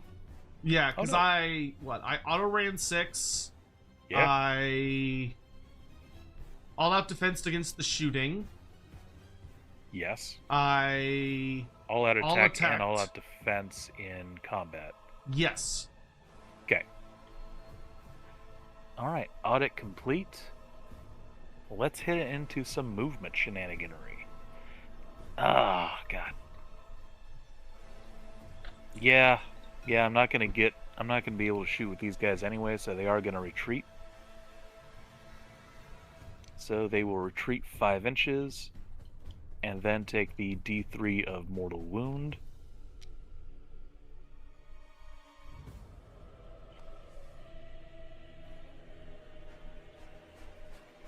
Okay. And then the levitating bookcase counts as... the only note for the Yes. Squig Herders is, I believe, unless I'm misunderstanding this, someone correct me if I'm wrong, it doesn't have the you may, it has a you just do roll a d6 for each of them. Can someone correct me if that... I've been playing card games too much lately, so does he have to roll for all the Squig Herders? Because that seems silly. Or does he just choose how many he wants to roll? Okay, specifically herding squigs. Effect, roll a dice for each Squig Herder in this unit. For each 2-up, you return D3 slain cave squigs. For each 1 Squig Herder is slain. But that's not mandatory, is it? Like I said, I've been playing too many TCGs lately. Totally fair, very valid. I am reading this as roll a dice for each. So if you choose, I think choosing to use the ability is an option that is available to you. Okay. I accept that. Cool. I'm good with that. But if you choose to use that ability, then I think you must roll a d6 for each Squig Herder. Ah, okay. Or a d3. Okay, cool. Okay. Nobody died. Okay. Terrain. The levitating bookcase is terrain with movement, so it is going to violate the normal rules of engagement and insert itself right next to your character. Okay. Okay, that... And it can move into combat? Okay, I know what our ruling has been on can you move a model into terrain's basically combat area. Can terrain move into enemy combat area? My inclination is to say yes, specifically because the levitating bookcase cannot charge. Yeah, I'm just curious if that's the case when it has a character in it. I think... What are your thoughts on this? Because I know it works best for me. Yeah, we don't have many instances of a garrisonable flying terrain piece. Right?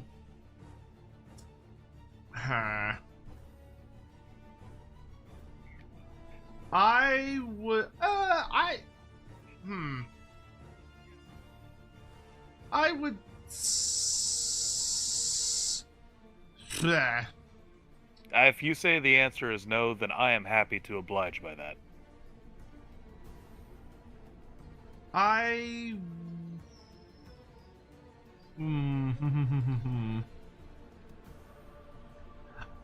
would say it's fine, and I'm using the logic of if you have a terrain piece that's garrisonable and there's an enemy within 3 inches of it, but you're not within 3 inches of them, I believe you could still garrison that terrain piece, which would throw you immediately into combat, because then you'd be within 3 inches. I very much concur with that. But I would also say that once the character is in combat, they are subject to combat rules, and that the building, I don't think the building could take the character out of combat without using the retreat system. Very much in favor of that, yeah. I think that would be the best way to deal with it, because I don't think we have a terrain piece that exists like that in the regular rules. Fair. And yeah, thank you, I've King said X. a number of times in chat, next season there's going to be no dice, no terrain, no rules, just anarchy and mayhem. It's going to be glorious. I think No 10% dice? What? Of the... Yeah, no dice, but we're going to use roulette wheels instead. Oh, It's great. gonna be I love that. All right. Yeah, any movement phase shenanigans for you?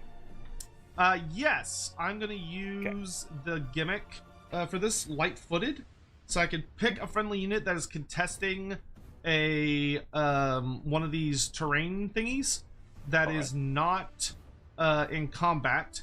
So I'm going to pick the Croxagors, the Mauls of Sotek, and they get to move d6 inches for free. Sick. 4 inches. So they're going to move Hey. 4 inches this way. All right. That's it. All right. Okay.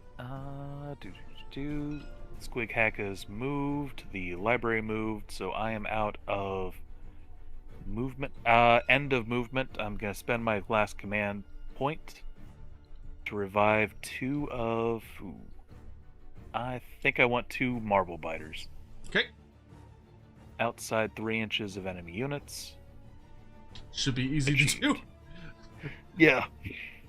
All right. Shooting. I don't have any shooting. Glint Mind has a rock he can throw. Oh, that's kind of rude. Right? Alright. Glint Mind is going to huck a rock at Krokgar here. It is still just a troll throw-in weapon, so it's 2 attacks, 5s, 2s, 2 Ren, D3 damage. Okay. 5s. 2s. Oh. Nothing. Alright. Just bonks off. Yeah. I think he probably hits the bone pauldron on the chair. Would make sense. Alright, that is it for my shooting. Charge phase.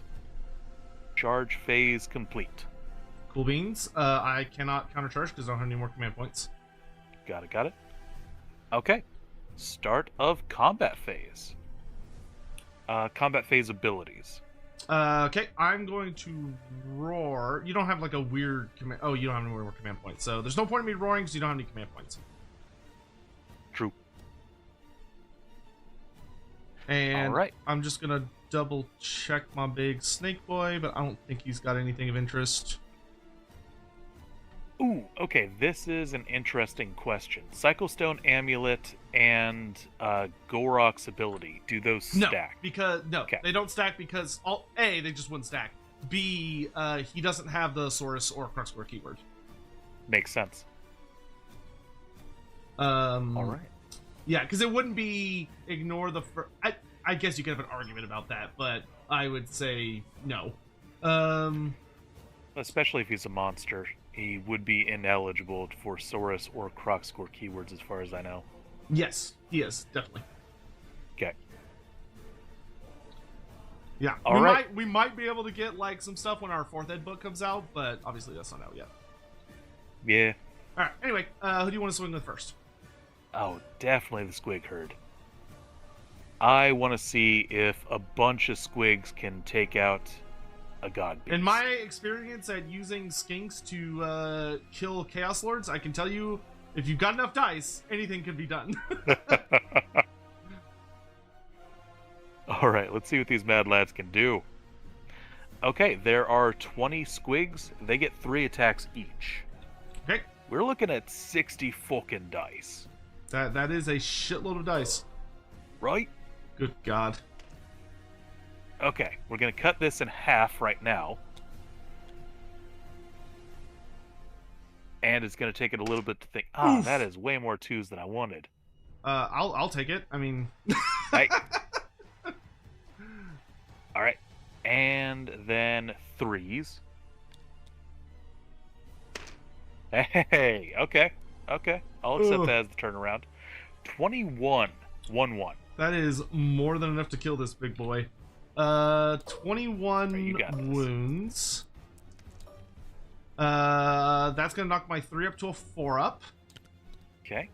Alright, you got this. Oh, that's terrible. Oh, shit. Oh yeah, he's just dead. Like, even at full health, he'd be dead. Wigs. That just, yeah, enough dice. That's honestly, it's the best way to play this game. Is just the most dice possible. Like, the more dice you have, it just insta wins. Or the more roulette wheels, yes. Yeah. Okay. Krokar. Let's put everything into. Well, they have what? 2 wounds each. They do. So this is 16 wounds on the board. Okay. 7 or 15 because there are 15. wounded. Let's put everything into the Boundas to sort of get them out of the way. That way I can hopefully be super annoying. Because I think if I can stop those cannons from firing for the rest of the game, then I'll have it, but we'll see what happens. Yeah. Alright. God. We were half an inch away from having these cannons online. Yeah, I think you would have won the game right there. But you could double turn me. Alright, so I've got 6 attacks for Krokar himself. He's hitting on 2s. Alright. Wounding on 3s. Nice. 3 wounds at -1 rend. Got it. Puts them to a 6. Alright, those are one, 2 damage apiece. 2 dudes. Did your moon change, or is that only in battle rounds? Battle rounds. Okay, Next cool. round it moves to squigs get 4 inches instead of d6 inches, plus whatever their modifier. Oh, fun. And trogs ignore 1 point of rend. Gross, You it bring stacks? a token trinket to give to And Frot. then the Yes, round yes. after that, the Good, trogs good. lose their ignore I 1 accept point of your rend. offering Okay. from the clan. Alright. At Scara Prince of Thepere donated $5 through Super Chat. Oh, Scarlet, So thank how you for many the... old books thank are you in so fantasy? much for the... Is Demian the a part tip. of it? We know Othering fuck is yeah. Vlad, but is Faust in fantasy? Is there a Metaphosis character in fan? What? How many old books are in fantasy? Like, in Warhammer Fantasy? Literally dozens. Yeah. We know... Is Demian a part of... Who the fuck is Demian? Is that someone I should know? I don't know. What is the context of this? We know Is that a Batman Wuthering is character? Vlad, but is Faust in fantasy? Like, is there a character based on Faust in fantasy? Not Like- off the top of my head. Well, somebody that makes a Faustian bargain. There's definitely that character. That's everybody, kind of. Yeah. Carnosaur Massive Jaws hitting on 4s. Okay. Nice. Winning on 2s. Nice. Shit. -2 rend. Go straight through. Okay, that is 15 wounds. All right. Nom well, nom it- nom nom nom nom. I'm glad they got to show up. All right, he's done. All right. Okay. I think the last thing I owe you is the levitating bookcase, which pile in 3 inches. What is it? A unit? Actually, rings a really good point. I don't think it is. Because if it can't charge, then it can't pile in. That's really fair. Alright. 2d6 attacks, 4s and 3s. Crit 2 hits. A scrap of context, I beg of thee. 8 attacks.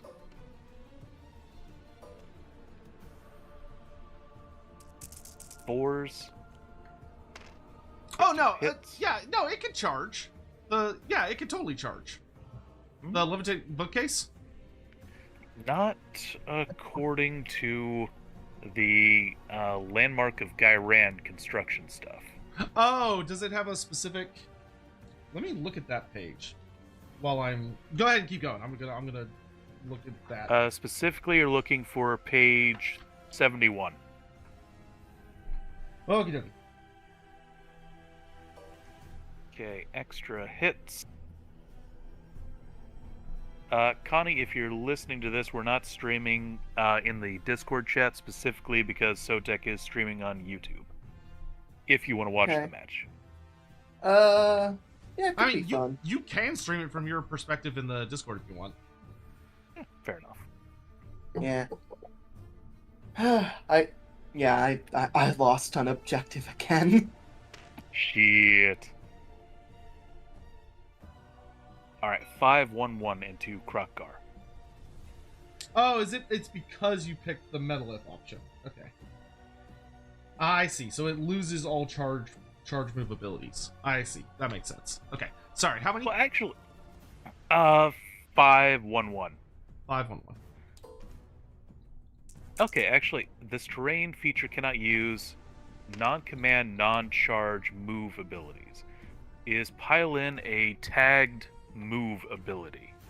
Pile In is tagged as a move, but that's not a charge move, so you would be able to pile in. So that specifically answers the question, because it's not a charge move. Right. Okay, so you said they're one damage each?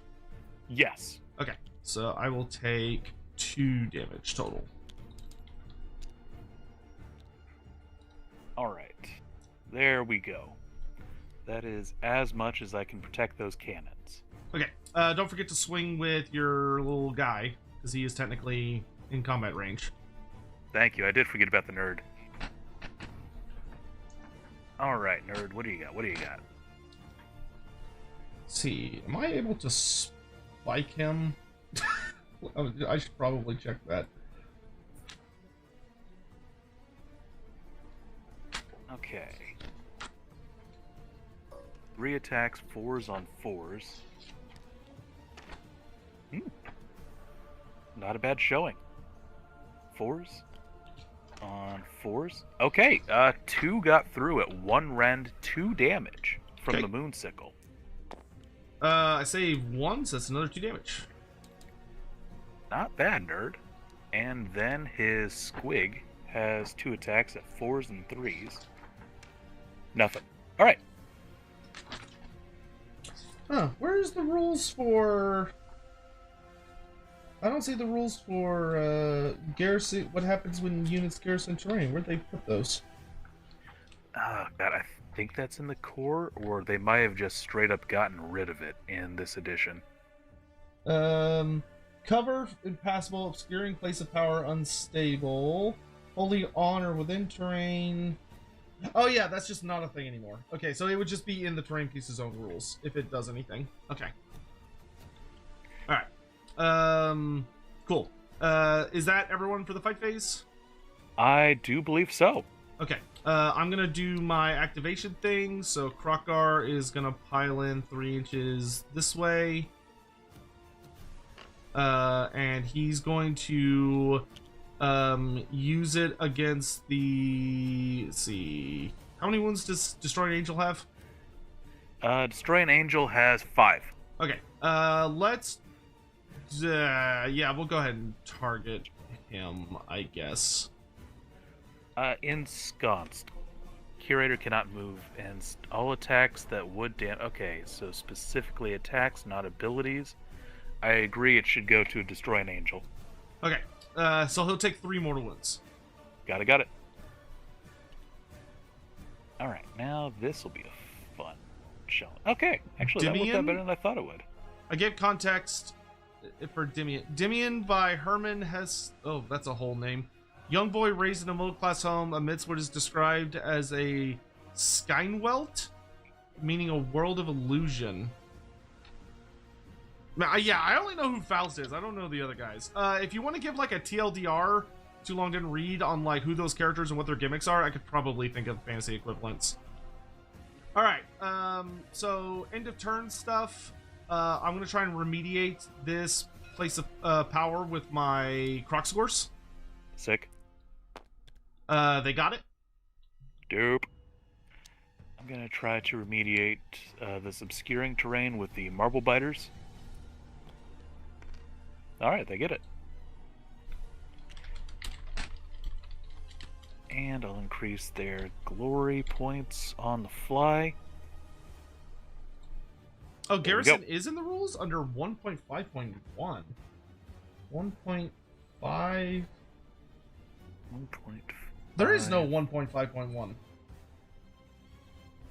I see 1.5 and then it goes to 1.6. I wonder if it's in the. Let me check the. Yeah, I got the physical core book here. Yeah, I do too. It's not in there. Sick. Maybe it's in the. Hold on. Maybe it's in the update. 15. Ooh, okay. I see terrain here. No, I've only got 15.2. Oh wait, no, it should be 1 point. Core rules.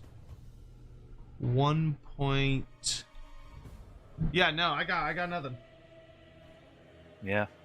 Oh wait, no, this is in the terrain section. That's what I'm doing wrong. Terrain. Oh, yeah, I'm looking on magic. page 222 and 223 and not seeing it. Yeah, advanced ability rules. Is this under advanced? Yeah, it's under advanced rules. Magic, vanishing manifestations, faction terrain. Errata 1.5. Advanced rules, faction terrain.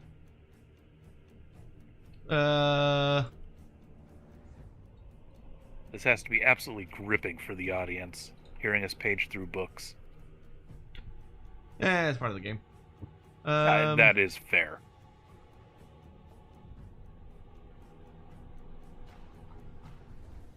In the chart, okay, they are treated as a thing for the purpose of movement, combat range. Damage points can be inflicted. Yeah, I'm looking. I don't see anything. It's in the 2025-26 handbook. Not in the core book. Oh, great, of course. Okay, general. I just sent it to BioFoot. I can just put it in the chat channel. Yeah, sure. Deeply appreciated.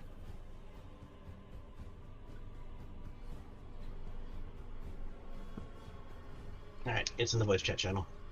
Some faction features allow you to, while faction is garrison, they cannot be affected by friendly abilities other than core abilities. Anytime you would measure range, measure from it. Otherwise, unless specified, units on faction terrain feature are not eligible to fight. Okay, so if it's, so do you are they?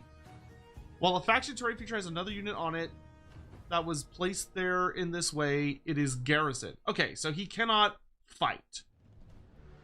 Alright, then take back your 2 wounds. Okay, sure. That's interesting. Alright, thank you for that. Yeah, real weird niche case with the reinforced metalith. Yeah, I need to get my freaking, I need to get the General's Handbook for this season. I haven't picked it up yet. You may as well hold off. The next one's probably right around the corner. That's true. Okay, so did you do your remediation roll? Yes, on Okay, cool. this piece, and got it. All right, so I think we're done. So let's go to roll off. Okay, Not round 2. let's do this. A 1. 3. Do you want to go for the double turn? See, feel like if I don't, I never get to use these fucking cannons. Maybe. Okay, you I'm pile not. in I'm another- actually not sure I can get to them. Pile in another 3 inches to there. Okay, maybe not. It's possible, but you also have the ability to move them in your movement phase without issue. Seen Wolf Or 11 shoot me. cheered. X100. Why buy That handbook when is Hulk true. Book is right They here? can definitely countershoot, and that might be safer. Yeah. Or you could just say screw it, go for the double turn, and maybe I won't steal your command points. Command points are pretty dope, but They are- also I don't want to be double turned. I would love to have like 6 of them. That would be great. Backs. I do No, feel like this edition is the first time they have actually made double turning feel like I would really rather not, unless I have no other choice. If I was convinced I could pick up everything this round, well, actually, okay, I'm looking at the battlefield now. Squig herd to Proxagors, that probably goes pretty well for the Squigs. Yeah. Shooting into Krotgar, that probably goes pretty well, but that probably goes pretty well regardless.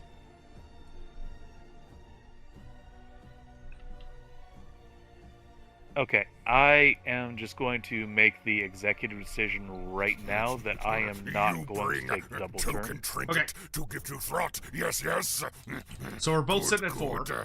I accept Yes. your offering. All right, for let's see if I Multiclan. can salvage this At situation. Bishop I don't actually think I'm in a good spot right 1860 now. donated $5 through Super It's Chat. rough, What but did you it think is. of the new This Erasmus is still modifiers? winnable. It's cool they put characters from books into the game. Uh, Really loved God's Bane. Oh, Blighted Waters. yes, Blighted Waters. So I am going to ignore this as the 1 because I'd have to reroll it anyway. So I'm gonna do D6 plus 1 essentially. 1000%. So the 3, which is the obelisk, so nobody's affected. Okay, big pus bubble erupts and everybody's fine. Yep. Oh, I should have buffed these idiots during your movement phase. Oh well, I forgot. That's on me. So, real quick, Bishop, thank you for the super chat. What do you think of the new Erasmus model for Cities of Sigmar? It's cool they put characters in the books in the game. Really love Godsbane. It's awesome. I love when characters from the lore are actually playable in the game. More of that, please. It's great. It's awesome. Okay, and then to answer, Emile Sinclair is a boy with the mark of Cain who has to journey with someone who knows maybe a little too much on the 2 worlds. That's a little vague.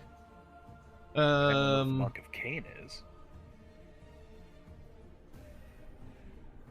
This is Gregor turns into a bug. That's it. that's very funny. I mean, there are people that turn into things in Warhammer. That would just be a chaos spawn, basically. Just a chaos spawn that turns into like an insectoid looking dude. That's Honestly, we very should have funny to those me. models. What does this dude do? He just turns into a bug. Sure. I don't know why I love that as much as I do. That cracks me up. It's very, very good. Okay. So, once per turn, any movement phase. Okay, so I'll deal with that in the movement phase. Alright, hero phase stuff. Krokgar heals D3 wounds for incandescent retrocies. At the start of the phase, Glint Mind heals D6. Okay, Krokgar is back to full. Same. Next, Iztek. Do I want to? I feel like this fight is like so bloody and brutal already. We're just gonna go ahead and use it. He's gonna use his Scry the Stars ability. So I get to roll a number of dice equal to the turn. And for each 3+, I get to pick a unit wholly within 18 inches that will get a 5-up ward save until my next turn. Ooh. So 2 dice, 2 units. I'm going to pick the Kroxagors and Krokgar. Yeah, that makes sense. So they both have 5-up wards until the start of my next turn. And I can only do that once per game. Okay. Spells.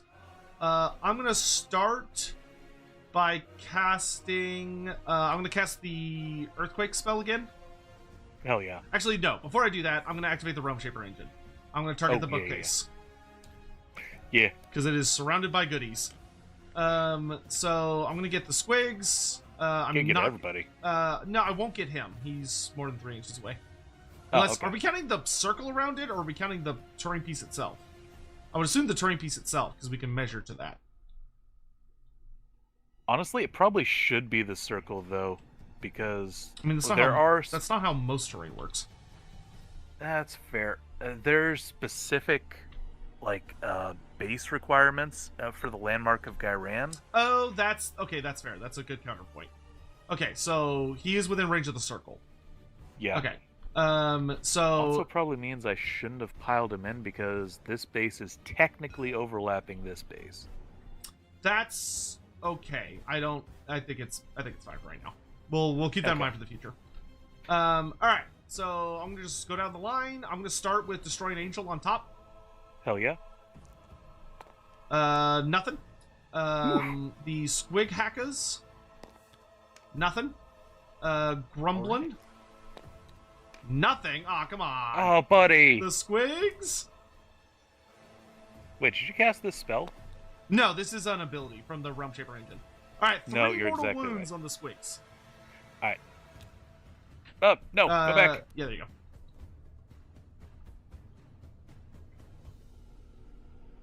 Okay, fine. Just take 2 and then 1. Draw Okay. boxes. And then the Levitating Bookcase itself, 1 mortal wound. Got it. You get your reward save. Oh, great. Thank you. 5. Oh, nice. Block. All right. All right. Now magic. Okay. Oh gosh. Let's do. See, what is the range on this spell? Real quick, I'm gonna jump up and get something to drink. Yeah, that's fine. All right. It gives me time to think. I don't know. The Malls of Sotek don't need a speed boost. Gorok doesn't need a speed boost. Venom Spitter, no, because I'd rather it shoot. So I'd rather Mystic Unforging within 12 inches. Okay, I can Mystic Unforge the Squig Herd. That'll be worth it. 16 inches? No, 12 inches.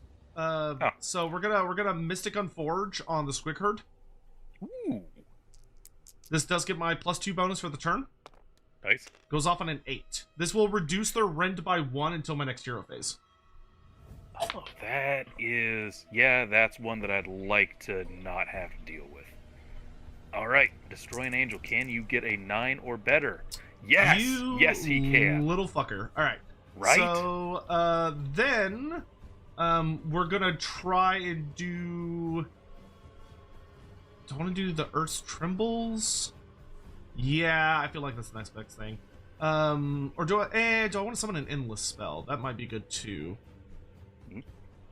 Yeah, fuck it. Let's try and summon Ravenix Gnashing Jaws. I can always I'll do Earth Trembles at the end of my turn. Fair. A 7? That does go off. Do you have any more unbinds? I do not. Okay, so we get ourselves a Ravenix. Roar! So it has to be more than 9 inches away. Yes. Which is annoyingly far. Right? There we go. Alright. Okay. And he can't move, but he can charge this turn. Correct. That is it for the hero phase. So that takes us... do you want to do anything in hero? Yes. I would like Glintmine to chant and mumble with the bit of Aetherite in his head. A 3 is not what I was hoping for. Okay. Do I like Blighted Wilds? Yes. How have I liked it? I think Blighted Wilds is massively better than Ravaged Coast. Ravaged Coast, it was cute, but it had a lot of issues. I feel like this one is a massive step up. All the battles are really thematic in Blighted Wilds, and in Ravaged Coast, they were all just slugfests. They were all slugfests, and it was terrible, and I hated it. I would like slugfests interspersed with my narrative games, thank you very much. Yeah. Okay, movement. Gorok is gonna move 7 inches. Well, he's gonna get as close as he can. Without getting into combat. Would you show me 3 inches from the building?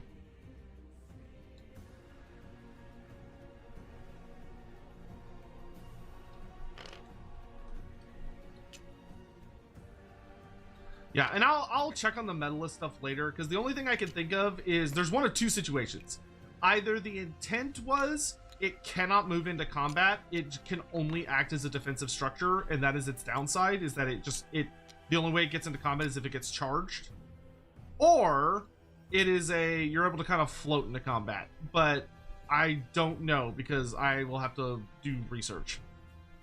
But I'll try and figure that out by some point. I'm not gonna worry about it today, though. Yeah, terrain is, I would say, about 10% of the questions that the refs have answered. Yeah, so I could either go around this way and leave Ravenix. Because if I go this way, it's only for... Yeah, that's fine. So we're going to go around this way. Oops.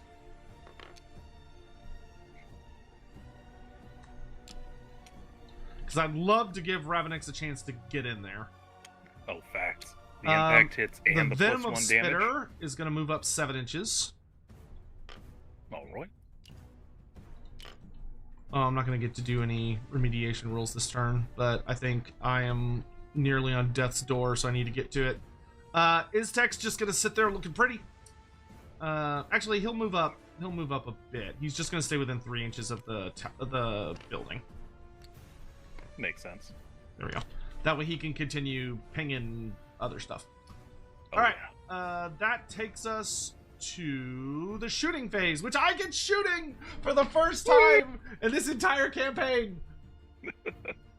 Do it. The spawn of Chotek, who has... Oh, I forgot. He has Tireless Pursuer, so he can actually move another 2 inches. Ooh. So he's just going to move up right up behind this building. Forgot I made him a speedy boy. Alright, so he gets 1 of 2 shooting attacks. I can either use Glob of Flaming Acid, where he shoots a single shot that hits like an absolute truck, or I can use Stream of Fire, which is more of a spew attack. So I'm gonna use Spew of what's the save on the Squickers? They only have a 6-up save, right? Yeah, it's trash. They're gonna die anyway. I could glob. I can't see the trolls. Because whoever I glob gets -1 to save rolls for the rest of the turn. Ooh. Dude. Oh no, that's not gonna matter.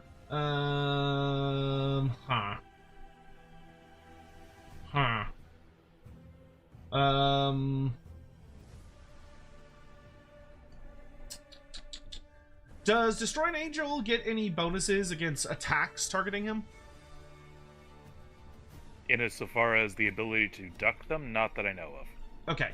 Because it might be better to nah, you know what? No, I'm gonna spew at the Squigs because I just want to kill as many Squigs as possible. The less Squigs there are, the more likely I can actually wipe out the unit and not have to deal with them anymore, because they're actually terrifying. Yeah. So let's... it's so tempting to glob at the Squig Hackers, but it only hits on a 4. Yeah, okay. So we're gonna Stream of Fire. So this hits on 2s. Alright, and if it helps, the Squig Hackers do have 10 health each. Okay. So everything hits. Okay. Do they count as infantry? Or do they have the infantry? I think they count as beasts. Oh, okay. Which let me double check their keywords though. I don't think it's gonna matter, but beast destruction, no. okay. So They they're don't gonna count as take infantry. 3 wounds at -1 rent. Okay, goes through. Okay, so it's just 3 damage. Those 3 squigs get poofed. Alright, poof. Alright, and then... So they are -1 save for the rest of the turn, so they just don't have a save. Got it. Alright, that is all for my shooting. Do you want a command point shoot? I would love to command point shoot. Yes, there are a few things in this world I would like to do more. Okay, the only thing I would note is I think you might need to divide fire, because I don't think that one can see Krokar through because of the terrain piece blocking him. Ooh, that is a really good point. This one can. This one can see around Yeah. it. Okay.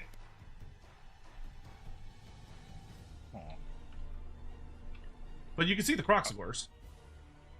They have to pick the nearest. Oh, they have to pick the nearest. Let me double check. I think, strictly speaking, AoS is pure line of sight, so if you can get at the eye level and actually see the model, it counts. But that being said, I am arguing in favor of myself and arguing that you should be able to shoot through a terrain piece to hit somebody else. Yeah, that very well may be the... Okay, let me check the cover rules really fast. Yeah. What I can say is, while every model in a non-monster unit does not have... So that is not an obscuring piece of terrain, and even if it was...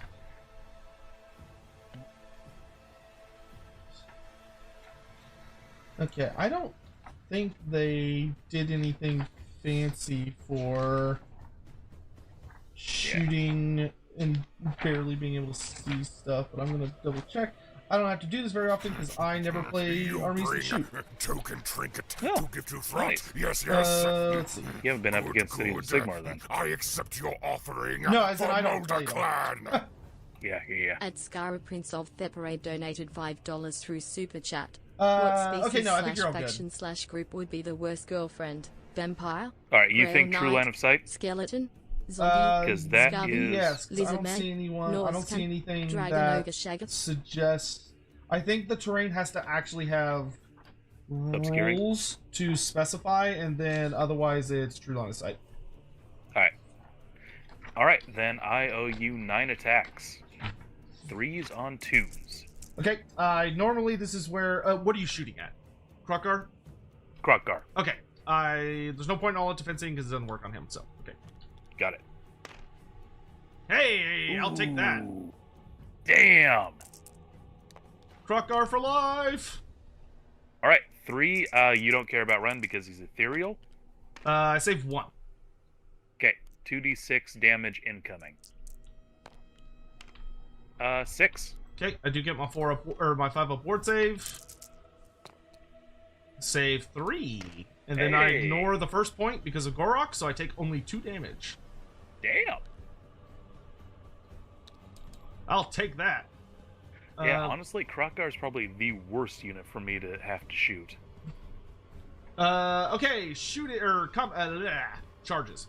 I'm gonna start Right. with Ravenix because it's the least likely to get in. But the dopest if it happens. Oh, so close. Let's do the Croxagors next because I feel like they're the ones I'm. Actually, no. Let's do Gorok next. Okay. Gorok. In there like swimwear. Yeah, they're gonna party hardy. So we're gonna bring in. Oop. Why can't I? Okay, there was just lag. Okay, so this guy's gonna move 6 inches to here. The actual Gorok. So the Jaw Itzel one's gonna go there. Actual Gorok is gonna go here, and this Jaw of Itzel is gonna go right here, and then this is just a token. Got it. Next, I'm gonna charge the Venom Spitter. An 11. Good Christ. Hey. Okay. He's gonna come in and try eating some squigs.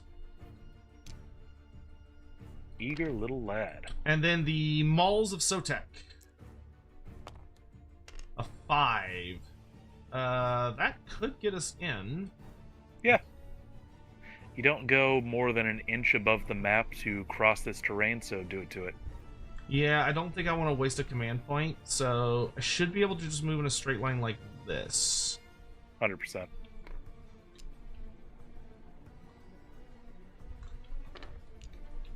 Oh, there's one thing I forgot to do, if you don't mind me. Because they're Yeah, not in let's backtrack. combat and they're next to a piece of terrain that I have. You can also do this. I'm gonna do the Oh yeah, the thingamajigger. boon. Whatever it's called. Yeah, okay, now I'm embarrassed because Alf made a wonderful, Boon of Vitality. that's it. So I'm gonna do a Boon of Vitality on my Croxagors. Ooh, 6 is a really good one. This I got is a 5. on... Oh, they get a ward save. Whoop-de-doo. Oh no! 6 is you get to make an immediate rally roll. Okay. Well, this was on Glintmind, and I think Glintmind is full up. Great. We both got awesome rolls that do absolutely nothing. I love it. Yeah. Okay. Only other thing to do... oh, I forgot to roll for my reinforcements. I need to do that. Oh, yeah, at the end of movement. Yeah, so my Saurus Warriors... so they come in on a 4+, because they are neither a hero nor a monster, so they don't get any penalties. Got it. They're here! Hey! Okay, so they can come on the board anywhere with wholly within 6 inches of a tabletop edge, more than 9 inches from enemies in friendly territory. Okay, so they're gonna come in wholly within 9 inches in friendly territory. So I think they could... What is this, a 12-inch square? No, it's an 11-inch square. So they can come in 2 inches from that one. So they're going to come in... Right... we're going to come in a little bit more of a box formation. But we're going to come in just like that. Gotcha. Yay! And they're within 3 inches of this terrain piece, so they will get a remediation roll. Very cool. Nice. Alright. That is all of my charges. Okay. Do I want to spend 2 to charge these trogs in? No, I don't think I do. Okay, I'm just checking for random or various abilities. Okay, so a notable thing about Gorok. Yo. Gorok is on the path of the duelist. So his gimmick is that he ignores all crit effects, and when he is in combat with you, you do not get a ward save. Damn. He just negates ward saves. Hell yeah. All right. So combat abilities. So we just need Gorok to go fight those Croxagors, and I'll be fine. Krokgar is going to roar at Destroying Angel. Got it. Because he's the only thing in range. So Destroying Angel cannot use command abilities. Got it. Then Gorok is going to unleash the Venomite Swarm. So I'm going to unleash it on the Squig Herd. Yeah. So this does D6 mortal wounds, but if I roll a 1, it does nothing, and they kill themselves. Shit. 3 squigs go down. Got it. Done. All right, and then I am going to have I'm gonna activate the Croxagors as my first activation. Got it. Can you bring back a unit every turn, or just once per battle? Every turn, as long as there's one that's been destroyed. Oh, fuck me, that's super annoying. But how far away do they have to be from enemies? 3 inches. That's it? Jesus. Alright. I should have been focusing that thing this entire game. How much health does that thing have? 14? Damn. Alright, that is a really fucking nasty terrain piece. Okay, so... And a 4-up save. I'm gonna stay out of range of the Trogots. And I'm going to pile in 3 inches and attempt to make... Actually, I'm going to move this Croxagor first. And I'm going to do my best to make Squig pancakes.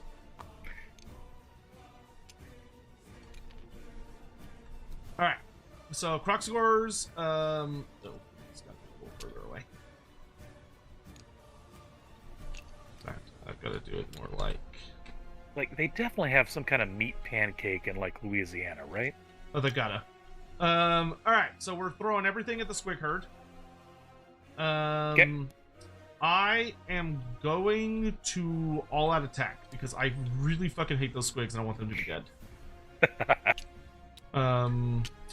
They have genuinely been the most dangerous thing on the field. Yeah. It's just the sheer amount of dice. Like that's like when I played Night Haunt, Chain Rasp were literally the best unit in the game for the longest time because they would just roll like 80 dice. Yeah. All right, so Croxagore. Okay, these are classic Croxagores. All right, you have 10 or more models, so I get +1 damage on all my attacks because of brutal blows. Shit. Okay. All right. Yeah. So I get 8 attacks from the 2 normal Croxagores with Drakebite Mauls. So they're going to be hitting on 3s. And then wounding on 2s. And there were no crit effects? No. Okay. So that's 5 wounds at -1 rend, and those will be 3 damage each. Okay, then that's just straight up 15 damage, which is 1, 2, 3, 4, 5, 6, 7, 8, 9, 10, 11, 12, 13, 14. 15 is exactly the rest of the unit. Cool. That one squig there I'm coming back for. Cool. All right, but you do get, before you remove them, hold on. Whoa. Oh, no, you're exactly right. You're going to get 11 Squigs Gone Wild. Yes. Okay, 11 topless squigs. Okay, and they have 5 to, up. They have to target the attacking unit, so they have to target the Croxagores. Okay, 5 ups, 3. Okay, 3 mortal wounds. I get 3 ward saves. Nice. I save 1. I am wholly within 12 inches of Krokgar, so I negate by 1, so I take 1 point of damage. Which activates their Sacrificial Frenzy. Ah! Awesome. Alright, that is my attack, so it's your turn to swing. Alright. You just got the building and destroying Library. angel, right? Yeah. And not even destroying Angel. Because he cannot fight from inside. I don't know why I roared at him, but yeah, there you go. Well, I mean, stylistic points. You get, aura farming. Okay, I think I want to throw magical defenses into... what is Gorok's... I'm about to ask what Gorok's... they have 3 wounds wound each. They ignore rend, and they have a 4-up save. So they're the exact same as Krokgar. Okay, great. Then, yeah, we've already done something to Krokgar. Let's keep that going. 8. So 8 attacks. Okay, 4s. Okay. Extra hit. You do not get the extra hit, because I ignore all crits. Okay, then let me re-roll these. Oh wait, you're attacking Krokgar. Never mind. You're good. Sorry. Okay, that was a 5 and a 2. Okay, so 2 wounds or 1 wound? 1 wound. Okay. One Krokgar, rend, and you don't care about he rend. saves it. Okay. All right, Then that is that. Yeah, I'm going to activate... the Venom Spitter's no longer in combat. I'm going to activate Gorok next. And we are heading for them cannons and that character. Yeah. He says, "You've been avoiding us long enough." All right, so the way we're gonna do this, I'm throwing both of these guys at the Squig Hackers. All right. And then the back guy is gonna swing at Destroying Angel. The levitating bookcase, yes. No, he's going for the character. You cannot target him because of the curator rule. Oh, cool. Okay, then he'll go for the bookcase.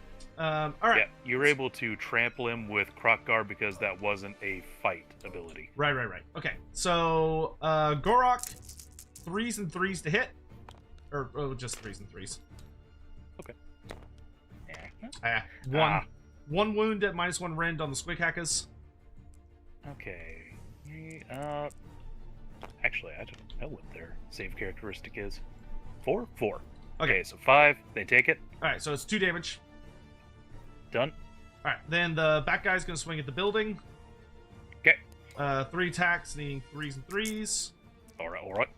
Is Gobla stronger than a Colossal Squig? No. No. There's a notable size difference there. Gobla is cuter than a Colossal Squig. Yeah, that's true. All right, that's it. I'm done. All right. So your turn. All right. But yeah, no. Technically, you managed to do it. Glint Mind. We're out of the combat phase. ability section of fight, so he cannot do that now. Alright, then yeah.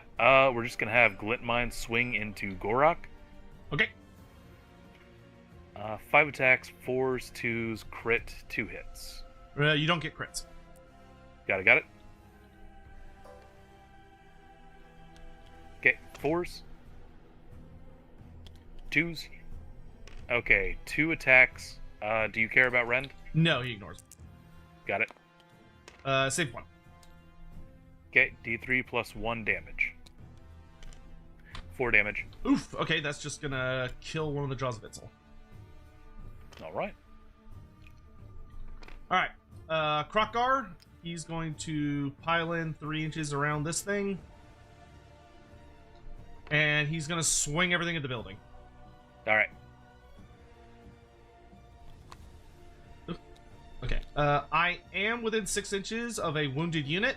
A wounded enemy unit, so I do get my bonus. It's true regardless because of Destroy an Angel. Oh, true. Alright, so 6 attacks from the spear, hits on 2s. Hey. Wounds on 3s. 5 wounds at -1 rend. Got it. Puts the building to a 5 up. Yeah, I should have shot the building. That would have been the smart thing to do. Alright, Okay, 4 so got through. that is 3 damage. No, I didn't charge, so 2 damage apiece. So that's 8, but you don't get a ward save because you're in combat with Gorok. Got it. Okay, then that is 8 damage to the bookcase, which is this one. So we're up to 9 of 14. Okay, next comes the massive jaws. All right. Everything hits. Hell yeah. Nope, that's a light. 1 misses. And then 2s. 1 wound at -2 rend. Okay, puts him at a 6. Boo! Alright, and then 5 attacks from the clawed forelimbs. All right. Oof, that was a bad roll. All right. 1 wound, -1 rend. Okay, 5s. Alright, and that will Takes be it. 4 damage. Close. 13 out of 14. Alright, you still get your Squig Hacka's melee attacks. Yeah. Bruise stickers. 1 attack, 4 on 4. Okay, 4. All right. Got that it? Done. Nope. Oh, okay. Yeah, I should have taken a double turn. Yeah, probably. Alright. Alright, so end of turn, I get my special ability. So Krokgar's gonna pile in 3 inches. And I'm going to ping the levitating bookcase for a mortal wound. Okay. Oh, wait, no, D3. D3 mortals. 2 mortal wounds. Let me double check Gorok's ability for if it's only in the combat phase. Ooh, thank you. Precise thrust. Nope, you just cannot make ward saves as long as you are in combat range. All right. Then that takes out the levitating bookcase and kills Destroy an Angel because he would take at least 2 wounds when he fell up. Well, actually, I guess he'd take D3. Yeah, he took 2. Okay, and then Gorok is also a Saurus unit, so he gets to pile in up to 3 inches. All right. And I'm going to target the Squig Hackas. Alrighty. They take 2 mortal wounds. Got it. Okay, and that is those. For remediation, I'm going to try and get my Saurus to remediate this tower back here. All right. They fail. Ah, damn. What about you? Nobody is in range of something that has not already been remediated. Ah, okay. So that then takes us to your turn. Yes. There is not really anything I can do. We'll play out this turn, but if you'd be so kind as to give me top of round 3, I'm going to be withdrawing. Yeah, that's fine. We'll start with chanting. Does get up to 6, so 9. What can we use those 9 prayer points to do? Yeah, once I got the cannons. Yeah. Alright. That was well, I the guess end of it. we can go ahead and give Krokgar fights last, although... Actually, give Gorak fight last. Okay. Oh, you need to roll for the which terrain goes kaboom. Oh, thank you. Okay, so I'm doing 1 through 6. 2. Where is 2? 2. 2. Ah, Which I've you've already done, so you have to remediated. reroll. Okay. 2 Reroll again. again. 3. 3. This obelisk again. Okay, so nobody's hit. All right. Okay. Then that is the end of my hero phase. Okay, for my stuff. Oh, I forgot. Iztek is to cast a spell for free. Yes. Do I want to do... He's just gonna... He'll just go for the earthquake spell. Alright. He gets it on a 9. I don't think you have anyone that can unbind anymore, do you? No, Destroy an Angel was killed at the end of combat. Okay, he's just gonna draw it through the cannons, so they'll take D3. Nope, they're fine. Alright. That's all he does. Sorry, and then in my hero phase, or in your hero Yes. phase, I heal D3 wounds on Krokgar. Alright. 1. Got it. And then I don't think I want to do that. I am going to go for a... Yeah, I think I'd rather... Actually, no, that's all I'm going to do. Alright. So Okay. your movement? Glintmind is going to retreat. Do you have 5 inches? 7. So we'll get Glintmind back here. Okay. Get the Squig Hackers back 5 inches. I tore my ACL. No. Okay. And Do we'll either get of them the Trugs. take damage? Yes, they both will. Okay. I wasn't sure if he had an ability. Nope. In the combat phase, yes, but not in movement. Okay, Glintmind takes 3.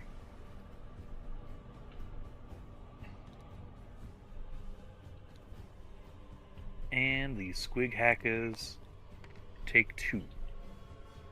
One of them's nearly dead, Jesus Christ, those things are so tanky. right? Alright. So that is movement. Redeploy. No, I'm still pretty healthily within charge range, so I think we'll just stay where we're at. Alright. Actually, we'll redeploy the balls of Sotek. Alright. So 1 command point for 2 inches. What kind of... I'm trying to get them within remediation range. Nope. Yeah, fair. Alright. Everybody retreated. Except for these guys. Technically, Yeah, they it's could me. throw rocks. Okay, 2 throwing rocks. 5s. Oh, where'd that extra die come from? 5s. Okay, 2 Very nice. on 2s. 1 on the Goes through. Malls of Sotek. Okay, 3 damage. Okay, mitigate it down to 2. Alright. Oh, but they have I forget they have a ward save. Oh, yeah. Yep, nope, they took 2. Alright. Okay, that is it for my shooting. Covering fire? No, I'm gonna save for a counter charge. Alright. Charge, I am not charging. Your counter charge. Yep, so 2 command points for Krokgar to go after the cannons. Got it. Oh, yeah. Boxcars, damn. So he's just gonna go plant his big booty. He has to end with a half inch. Okay, there we go. Ah, he's out of range. He was close. Oh, but that means he'll get to do a remediation roll, so that's good. Yeah. All right. So, combat, you would swing first. All right. He does roar at them, so they can't use command abilities. How dare. All of the great command abilities I was going to pour into the Squig. Yeah, really. I have infinite attack and infinite damage. All right, 4s on 4s. All right. Okay, Krokgar. Miss. Oh no, he hits on 2s. Never mind. Hit with 6. Wound right. with 4. -1 rend. Okay, puts them to a 5. Block 1, take 3. All right, those are 3 damage each because he's on the charge. But if you have a ward save, you do get it. I do not have a Okay. ward save. So 2 is enough to take this guy out, and then 4 left over on the other one. Okay. Then his jaws. All hit. Nice. All wound at -2 rend. Okay, 6s. Block 1, take All right, 2. That'll be 6 10 damage total. Okay, that is the other Squig hacker. Vengeance for the Agrodons. Ah, damn. Those things, honestly, the only thing I think I would have said is you probably should have deployed them way further back. But I wanted to have them up far enough, and I thought that the Trogs were going to give me enough leeway to keep them 3 inches out of combat. So when they were just in combat, that was my biggest misplay. Yeah, not taking. I mean, being able, it's hard against these guys. Just my army's so fast, and having the basically 6 inches of pile-in that's really, really hard to stay away from. 100%. Okay, the only thing I'm gonna do. Oh wait, my croc scores. We're gonna bonk this building. Yeah, go ahead. So we just Remodeling. make it into a crocodile. Make it into a crocodile head. I'm gonna all. Oh no, I'm out of command points. I was like, I'm gonna get this thing. Okay. All right. So that's 4 wounds at -1 rend. Got it. Puts me to a 5. Block 1, take 3. That's 2 damage apiece. Got it. 6. And then the unit the unit champion. Well, he's not really a unit champion, but the guy with the moonstone hammer. 3 wounds at -1 rend. Okay. 5s. None of them. Okay, those are 3 damage apiece. So that's 9 more wounds. Okay, that is a Loon Shrine off the board. Okay, well, it doesn't go off the board. It loses its abilities. Okay.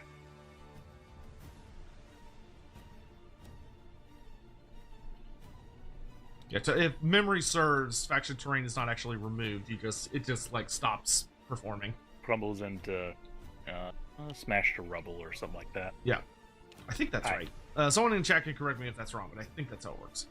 I mean, it works out to the same in this exact and then instance. regardless of the roll, I'm just gonna give you the first turn. Oh, Thanks. I need to do my remediation roll with Krokgar. Oh yeah, 100%. Oh, he fails. All right. Ah, damn. Well, I'm just gonna use the remaining turns to try and remediate as much as possible. 100%. All right. Yeah. Top of round 3, I will retreat. Okay. So at the end of your turn, I'm gonna try and remediate that piece of Krokgar again. Fails again. Damn. Then my Krokgar, turn. why? I'm just gonna move through this really fast. I'll just command point run these guys 13 this way. This guy's gonna move down here. I'll run him, so he would do 7 plus 3. Oh no, he actually gets an extra 2, so 5. Proxigors will move over into this forest. Okay, so the end of my turn. He fails again. Krokgar. Okay, then and then because I controlled all of the objectives at the end of round 3, the game would end. You won a major victory as soon as I withdrew. Oh, that's true. Yeah, but the game like ends in that I don't think I get to keep like running around doing stuff. Actually, that's a really interesting question. Because it says, the at the end of the battle round from the third battle round onwards. So yeah, that would be the end of the game. Okay. So I wouldn't be able to just be like, oh, I'm going to go for 2 more battle rounds. Ah, damn. That's all right. Okay. Are you ready to do post-battle stuff? Hell yeah, let's do it. Okay, so let's start by rolling renown for the units that survived. So Krokgar gets 3. Hell yeah. Nice. Lorebeards. It goes into this page. I cannot believe you failed 3 remediations in a row. What a loser! That's rough. Gorok. Oh, I forgot to use Gorok's item this entire game. Whatever. Gorok gets 1. The Venom Spitter gets 1.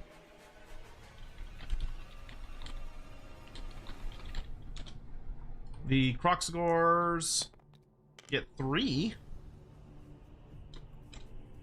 Nice. And then the Fangs of Sotek get 1. Because they died. Oh, I forgot. Iztek. Iztek gets 2.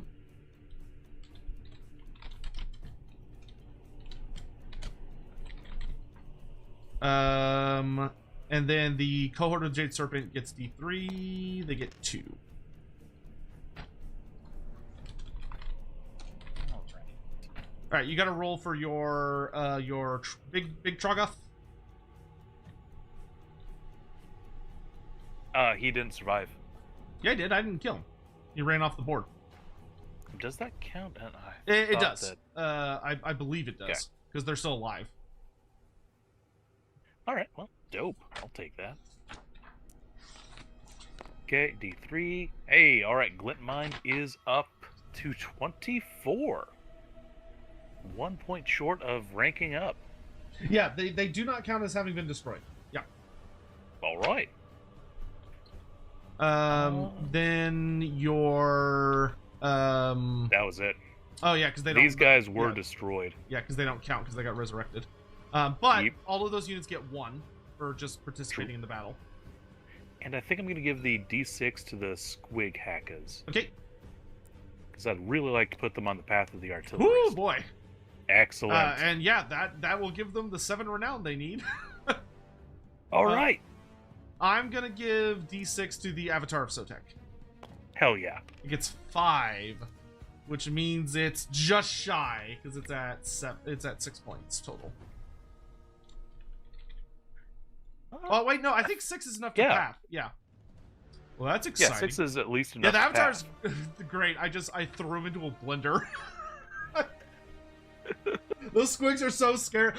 Like the cannons are terrifying. Don't get me wrong, but like the Squigs, if you don't soften them up before you get in there, they do so much damage. Well, they are, I think, the epitome of glass cannons on the Yeah. Goblin roster. That's a classic, fantastic glass cannon unit. Yeah. Oh my god! If you can hit them with anything, they evaporate. Yeah, it was literally like sticking my face into just the biggest blender. Everything that ran into them on turn 1 died. Oh man, that's really funny. Very proud of how they did, but yeah. God, if I had been able to keep the Squig hackers that half-inch back, would have been a very different game. Yeah, I mean, yes, because the Agrodons would have died. So yeah, you're right. Yeah, because with the Agrodons dead, I wouldn't have been able to pile them in further. Wait, well, no, the Agrodons died. What was in died combat turn with them? 1. It was no, you started getting the cannons with Krokgar, and specifically you had them exactly 3 inches away from Krokgar. Oh, that's right. Yeah. which kept them from shooting Krokgar. Although, honestly, Krokgar is not their intended target because... Yeah, ignoring the rend makes Krokgar a real bitch. Yeah. Just ignoring the 3 rend that I put on him, that sucked for me. Yeah, like they still hit hard enough that I'm scared of it, but he has like the best chance I'm gonna have of punching him. Oh, 100%. All right, get everybody back over here because I'm gonna add on. Actually, I'll just save this as a different object. I'll just save it as a note. And your army is proper terrifying. Thank you. I have been trying. Man, you are the first person that has absolutely demolished the Agrodons. Like that's 30 wounds, negating 1 per phase at a 4-up save. Like that is so tanky, and you just melted them on battle round 1. They have never gotten shredded that hard. That was crazy. That was wild. Yeah, those cannons are terrifying. I'm glad that I got you out of the way so I don't have to deal with those ever again. At least not for a while. Especially after I finally figure out how to fucking use them. Yeah, like, holy fuck, those things are super scary. Yeah, I don't know if the avatar that I made is optimal. I feel like I may have goofed going for the spell eating instead of like... But there's no like... I didn't really like a lot of the idiosyncrasies. No, same. Like, there were so many of them, I was like, no, I'm not going to do this. This is so niche. Yeah, like, I guess I could have taken, like, take cover to make it, like, immune to shooting. I do really like take cover, but take cover is really, really good on bombards. I don't know that it's good on infantry. Well, yeah, it's like for a big monster, it's just so many of its abilities are dependent on like Gyranic contaminated terrain being nearby. Honestly, yeah, so many of these idiosyncrasies were. Yeah, because I don't think any of them are really that great. What's the term? Like, the only other ones that are decent are, like, so expensive. Yeah. Like, yeah, especially, like, Blessings of Bark was one I almost took, but it's, you get a 3-up ward, but if you roll... Once per battle. Yes, but if you roll a 1 when you're rolling the ward save, the model just dies. Ah! And I was like, what? Yeah. Like, that one's really good if you have a ton of models in the unit, but if you have, like, 1 model in the unit, it's literally instant death. I wish it was, like, take 2 wounds that you can't save, or something like that. Yeah. Have I played against any of the Lorebeards in a tabletop game? No, it's hard to get them on TTS. I wonder if Andy would like Spirit Island. Oh, I'm sure he would love Spirit Island. I'm pretty sure he's played it, I think. But if not, no, he would absolutely love it. But I don't know if he's ever done TTS stuff. I love the look and feel of that game. Oh yeah, it's one of my favorite games of all time. That's a goated game. I think that's everything. So I'm gonna go ahead and do my... I'll do all my stuff here off stream because I don't think anybody wants to sit here watching me read, trying to figure out shit. But thank you for the match, Battlefoot. Thank you for the game. Hey, same. Best of luck in the rest of the league. Yeah, you as well. I can't wait to start seeing people complaining and moaning about cannons. Here's hoping, huh? Here's hoping. I can't wait to read all about all the terrorist goblin attacks from across the table. Oh god, I need to finish, or actually start writing up my lore. Good stuff. All right. Well, I'm gonna go ahead and peace on out of here, and I will talk to you later, boss. Deuces. I'll offer control of the TTS over to you. Nah, I already. Peace out. All right. Thanks, boss. Later.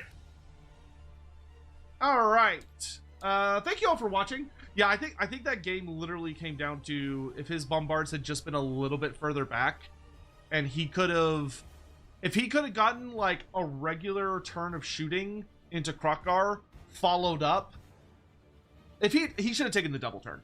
If he had taken the double turn, he could have shot me in the face immediately, and then followed up with when I tried to charge him the next turn. Well, I guess I would have been able to countercharge. No, I wouldn't, because I would have been in combat with the building. So I think it would have been, he would have shot me in the face. If I had survived, I would have killed the terrain piece. And then on my following turn, as I tried to approach him, he would have been able to stand and shoot again. So there was a really good chance Krokgar could have been killed. And if Krokgar had died, I would have been SOL. That would have been game. So, despite the fact that may have not looked really close, it actually was really close. Because I mean, he killed my most important unit on battle round 1. I was really worried. Then. All right. I'm gonna do all my leveling up and all that stuff off of stream. No, Biofun, I thought you played a great game. I mean, if I had been in your shoes, I would have been really, really nervous about the double turn. Because if you had been knocked down to like 2 points and I had 6, then it would have been, you would have had to kill Krokgar that shooting phase or it's game over. Like, it's instantly game over. And that's a hard proposition. I think my army just hard countered the build you ended up going with. Just because my army can move really fast and it gets like the double pile-in essentially. But most people can't do that. So those cannons are going to be really, really ugly. For most people. They were ugly for me. I mean, they blew up my best unit instantly. That was a 420 point unit that just got evaporated. So funny. Anyway, all right. I'm gonna be back in about 15 to 20 minutes to play some Final Fantasy 14. If y'all want to hang out. So I'm not gonna raid anyone because I'm planning to come back pretty quickly. I'm just gonna like maybe grab some rolls from downstairs, and all that jazz. But do feel free to hang around. If you're on Twitch, on YouTube, it's gonna have to be in a different lobby, so YouTube, you'll have to just, actually, you know what, I am gonna do a raid, because you know what, y'all should have something to watch for like 20 minutes while I'm getting food and stuff. So I'm gonna send y'all over to hang out with Gingivitis. Tell him he has the saltiest nuts. Make sure he knows that. Make sure he knows that I know that he knows that, and that you know that. That's knowledge I've burdened you with now. Y'all have a good one. I'll talk to you guys later. Bye.